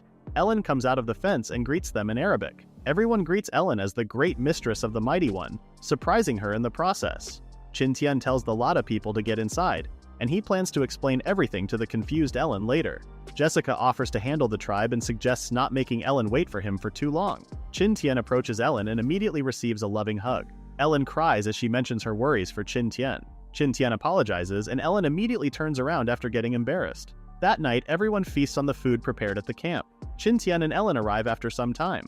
Qin Tian realizes that they need to expand the base camp. Jessica wonders if the lovebirds' time is over and claims that it is her turn now. Qin Tian hugs Jessica and thanks her for everything. After their dinner, Ellen worries about where the Lada people will sleep. Qin Tian suggests letting the kids, women, and elderly sleep in the cave while the men camp outside in the meantime. After settling down, Qin Tian takes a bath to wash his tiredness away. Everyone gets to sleep well after knowing that some conflicts are over. Noon comes and Qin Tian just woke up. He discovers the girls embracing him in their sleep. He immediately wakes them up and receives different reactions. Qin Tian later leads a team to collect bamboo. Meanwhile, Jessica and her team go fishing. Other Lada people stayed with Ellen to help with various chores. The camp's development is still in progress. Ellen recalls the first time they set up a camp without other people. Jessica and her team return after harvesting a lot of food. That night, the Lada people danced around the campfire. Jessica pulls Ellen into the dance. Just then, Chief Frasong appears and asks if he can sit beside Qin Tian. Qin Tian notices how Chief Frasong speaks in English. Hamel wonders what they were talking about. Chief Frasong explains that they are using a special language blessed by the gods. Chief Frasong claims his English was learned from the British Army. He kneels and thanks Qin Tian, who makes it clear to him that he is not a mighty one. However, Qin Tian's actions in saving the tribe are enough for him to be called one. Qin Tian acts humble, and Chief Frasong asks for his future plans. The next day comes and Qin Tian discusses with everyone their housing problems. They were all divided into 3 teams. The first team is responsible for making bricks. The second team collects seashells. And the third team is responsible for clearing the trees around the camp. Jessica's team returns with the seashells. Chief Frasong wonders if tea shells can help in building a house. Qin Tian explains that they need it to make lime mortar. In the meantime, he asks them to crush the shells into powder. Afternoon comes and Qin Tian mixes sand and the powdered shells with water to make lime mortar. He then demonstrates how to use it with the bricks and makes a simple wall for the others to follow. One member claims that the wall is soft and Qin Tian exclaims that it will take time for it to harden. The next day, everyone was impressed to see the wall harden overnight. Kata attacks the wall and concludes that this kind of wall is enough to protect them. Elder Hamel moves forward and cries that they always experience cold weather in the desert. He can remember how harsh the winter was when they arrived on the island, and everyone can deeply remember it. Qin Tian assures him that their winter this time is warm. Meanwhile, the pirates are still looking for the Lada tribe. Suomeng did recall the report about them going into the fog. Knowing that they haven't experienced winter on the island yet, Suomeng plans to give up for now. He orders his men to prepare for the winter. On another day, the Lada people are fascinated with glassmaking. As a craftsman, Alux is obviously fascinated by it. With Qin Tian's suggestion, Alux immediately tries out the process. She feels embarrassed by her first product, but it is actually better than Ellen and Qin Tian's first trial. Qin Tian hopes they can make a lot of glass jars before winter and leave the task to Ellen and her team. Qin Tian later focuses on making an outline of their camp. Jessica comes to fetch him for lunch. However, at the dining table, Qin Tian, Ellen, and Jessica are already sick of eating fish. Elder Hamel wonders what is wrong, but the 3 claim that they are not just hungry. Qin Tian tries to think of something to increase diversity in food to improve their diet. Qin Tian asks Chief Frasong if the warriors can hunt a boar, and the chief confirms that they can as long as it is not a group. Chief Frasong wonders if they will hunt some, but Qin Tian claims that they will raise some in captivity. Qin Tian explains the idea to them. Frasong is happy to know that they won't hunt for food in the future if that is the case. Though it might take generations to turn them into domesticated pigs, the next day's hunt, Sand Eagle reports a horde of them, and Qin Tian reminds the others about their plan.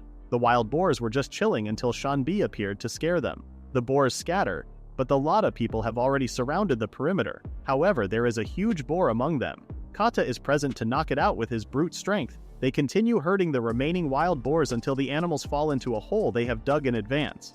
Everyone celebrates as they capture a lot of wild boars. The others feel disappointed that one wild boar managed to escape, but Qin Tian tells them that there is no place for it to escape. Cages on wheels arrive and everyone starts pulling out the boars from the hole. The wriggling boars are giving them a hard time, and Kata offers to lend a hand. Qin Tian stops him and shows them a trick. The boar calms down as Qin Tian covers its eyes with a piece of cloth. They have caged all the wild boars and surprised everyone back at the camp with their accomplished mission. Jessica asks Qin Tian to check something on the wall intended as a pig pen. The Lada people continue to capture more wild boars until they have captured 21 boars. After a few days, Sand Eagle reports that there are no wild boars anymore in the bamboo area. The camp is upgraded to some extent and the system rewards Qin Tian with some points. He wonders what talent he should buy next and gets confused about what to do. Ellen suddenly calls his attention and he is surprised to see a lot of glass bottles. Ellen and Alex are proud of the craftsmanship. Qin Tian then announces the start of making bottled fruits for the winter. It was a simple process of boiling peeled grapes and pineapples. They later sealed them into disinfected bottles and sterilized animal skin. The others wonder if they can really keep the fruits for several months. Qin Tian actually wants rock sugar added to them to make them taste better and be better preserved. He assures them about it and starts explaining about microbes. However, Aruba and Ragnar don't know the scientific term. The next day, Qin Tian reminds the others that the pirates can invade them after the winter season. They should improve their weapons to prepare to fight the pirates. Elder Hamel assigns Nick, Kata, and Ragnar to protect their mighty ones at their next destination. The girls get worried for Qin Tian, who assures them that he will be well. Qin Tian's team sets out and later sets up a camp to spend the night after some distance. Nick wonders what iron can do, and Qin Tian explains that it can improve their weapons. Qin Tian then shows them a pair of daggers and tells them that they are made of iron. Alex, who was trying her best before to make stronger weapons, can now see a way to improve things. She wonders if they can make the same weapon as the pirates with iron. Qin Tian tells her that they can make it better.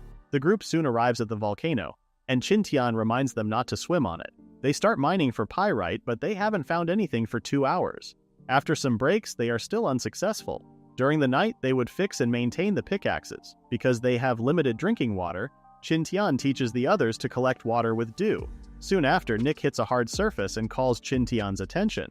What Nick struck was a volcanic rock, and they have collected a lot already. Qin Tian knows they will find pyrite soon.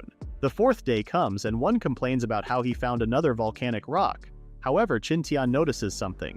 He asks everyone to continue digging. Everyone gets hyped up and soon manages to find pyrite. Qin Tian is glad that there are still pyrite reserves. That night, Alex calls what they found as ordinary stones, but Qin Tian explains that the iron is inside those stones. Kata breaks one open and claims there is nothing inside. Qin Tian explains that it needs to be processed first, but Kata just ignores him. Early morning comes and they install blast furnaces. Qin Tian hopes they can smelt a lot of iron. He plans to make pickaxes and shovels first using the smelted iron. He pours melted iron into Alex's molds and cools them down with lime water. The next day, mining was easier with the new iron tools. However, they can feel the cold weather already and expect snow after a few days. Qin Tian expects winter after a month, but Ragna explains that this is what usually happens on this island. Qin Tian can see that they have mined enough and tells everyone to clean for today. The next day, they all leave for the journey back to their camp. During their camp at night, Nick wonders how strong the iron weapons will be after seeing the iron pickaxes. Just then, Kata senses something in the bushes. A wild beast appears and Kata hits it with a shovel. Qin Tian sends out Shanbi to fight the beast. Qin Tian is surprised to see a saber-toothed tiger. He tells everyone to be careful. Ragnar gets attacked by another saber-toothed tiger, and he falls. Nick comes to the rescue and drives the beast away. A third saber-toothed tiger appears and Kata swings his shovel, but he misses. A torch gets thrown at the beast's face and it hides back in the bushes. Everyone groups together as they take arms. Meanwhile, Shanbi gets injured as he fights one of the saber-toothed tigers. Qin Tian is anxious to see ferocious beasts fighting each other. He opens the system and waits for the right time. Kata accidentally drops his shovel and a saber-toothed tiger suddenly jumps into them. However, it was a feint and Kata dodged. The others block the saber-toothed tiger's escape route and Kata strikes it with all his might. While they focus on the other beasts, a fourth saber-toothed tiger appears from behind. Just then, Qin Tian's system confirms receiving a gift. Qin Tian quickly slices the fourth saber-toothed tiger's belly. Kata strikes one of them. Nick confronts one, but Qin Tian swiftly kills it instead. Everyone is impressed by Qin Tian's speed and power. However, Qin Tian gets dizzy after using a superpower for a few seconds. Nick suggests helping Shanbi, but Qin Tian tells her to wait until Shanbi asks for help. He knows Shanbi has his own pride as a beast. Shanbi roars as he kills the saber-toothed tiger. The group continues traveling the next day and they arrive at the camp at night. Qin Tian wakes up and just notices how a lot of things have changed in the camp while he has been away. He goes to the kitchen and Ellen is happy to see him up. Ellen is glad that they are okay after the saber-toothed tiger's attack. Qin Tian asks about the camp's development. Ellen reports that there are now a lot of different functional areas in their camp. They have preserved a lot of fruits too. Viru was leading the fishing every day. Frasong also found pheasants and kept them captive. Qin Tian then asks Ellen to tell the others except those in charge of food that food will be available in the afternoon. They will now start making weapons. The next day, everyone starts making improved furnaces and even frying iron pools for making steel. Alex wonders why they need to cook the iron. Qin Tian starts explaining that there are different irons and processes to be done to get the best iron out there. Qin Tian plans to get the best steel out there. They later manage to start smelting. Qin Tian tells everyone to be careful. Qin Tian plans to copy the process used during the Han Dynasty. While he works on steelmaking, the women are making scabbards and handles for the weapons and knives. They also process the fish maw to get isinglass, a sticky material that can be used as glue. They later manage to process pig iron. Ragnar starts hammering on the ingot to remove the impurities. He wonders how many strikes he should make. He gets depressed after hearing that he has to do it 100 more times. After some time, Qin Tian can see that the first product is okay. Alex gets excited that it is now time to make weapons. With the help of kata, Alex starts processing the iron until they form it into a blade. Qin Tian puts some soil on the blade and returns it to the furnace. Aruba wonders if soil can help, and Qin Tian explains how it will turn out hard and sharp. The finished product is done, and Alex presents it to Qin Tian. Qin Tian exclaims that they can take on the pirates now. Qin Tian then starts a duel to test the iron blade against the pirate's blade that they picked up before. Kata and Nick face each other. Nick moves first and the duel starts. Ellen gets worried, but Qin Tian and Jessica tell her not to worry. Everyone wonders who will win between the two. The two clash again and everyone hears a loud clang. Kata's sword, which is from the pirates, gets broken. Qin Tian applauds the two's performance. He then checks the two blades and thinks of making other weapons like an axe. The others praise Nick's skills and wonder if she can do well against Qin Tian. Qin Tian agrees and everyone gets excited. Elder Hamel gets worried, but Qin Tian also wants to try fighting Nick. After some rest, Nick faces off against Qin Tian. She menacingly attacks Qin Tian. Qin Tian activates his superpower and quickly reacts to Nick's attack. The two continue clashing swords, and Qin Tian is genuinely surprised. Ragna is surprised by the fight and Kata claims that Qin Tian is just training Nick. Everyone tells Nick to defeat Qin Tian, and he gets disappointed. However, he got his women to cheer for him.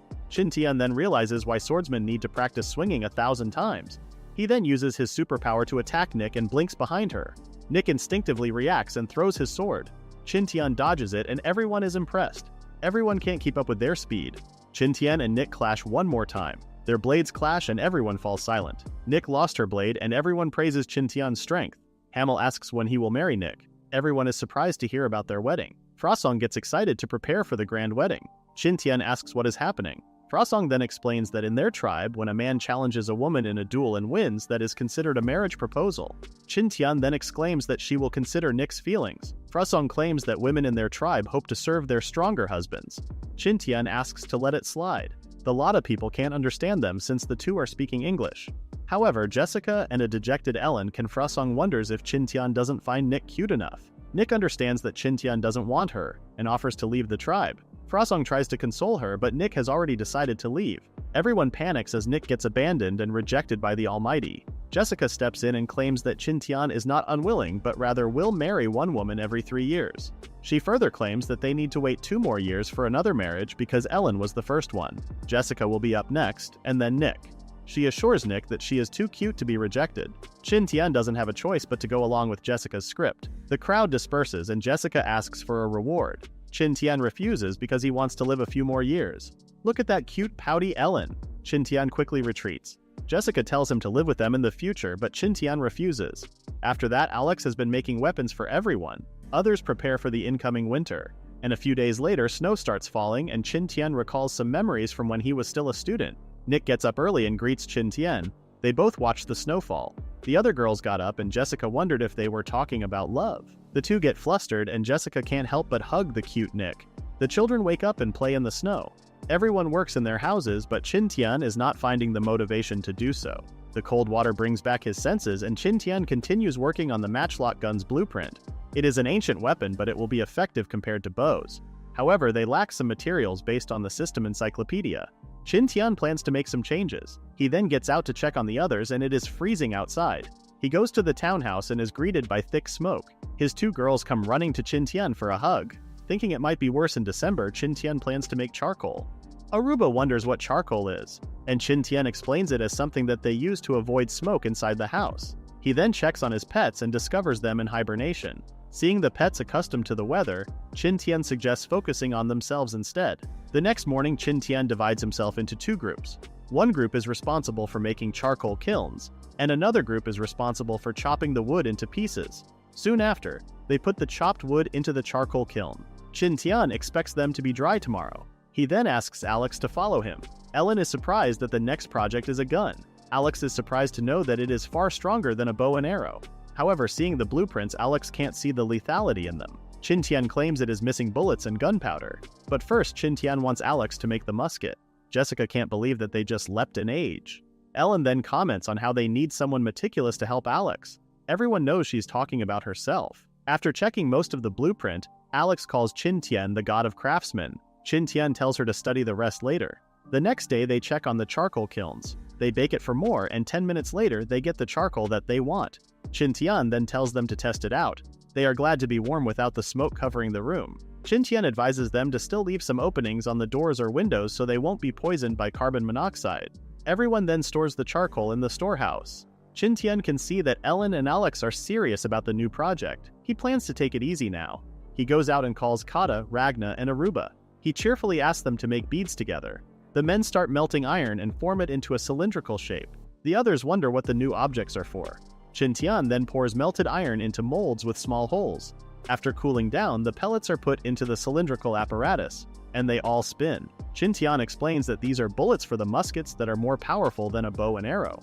Aruba and Ragna are happy to have a powerful weapon. Kata comments about easily killing the pirates next time and avenging their dead tribesmen. The atmosphere becomes dark. They collect the pellets, however, Qin Tian can see that they are not yet perfect. He then asks the others to continue making pellets. After some time, the laboratory was finished. Now that the camp is complete, the others wonder what to do next. Qin Tian then tells them to enjoy their free time and do anything they want. Everyone gets confused and asks for confirmation if they can do anything. Qin Tian affirms, and everyone celebrates. Qin Tian wants them to have time off for themselves while Ellen and Alex are still working on the musket. Also, to prepare their bodies for the upcoming battle, that night, howls were heard throughout the area. Qin Tian claims that they are wolves. Nick and Kata come out along with the rest of the warriors, claiming that this is the winter beast's wave. Nick claims that it happens every winter. Jessica thinks they are searching for food outside the forest because it is winter. They only have a few soldiers and can face consequences. However, they can't just sit and wait for death. Qin Tian, Nick, and Kata plan to go out. Qin Tian tells the rest to keep the wolves away from the camp. The warriors then move out, nearing the source of the howlings. Just then, a louder howl was heard by the team. Please read the pinned comment about the next part.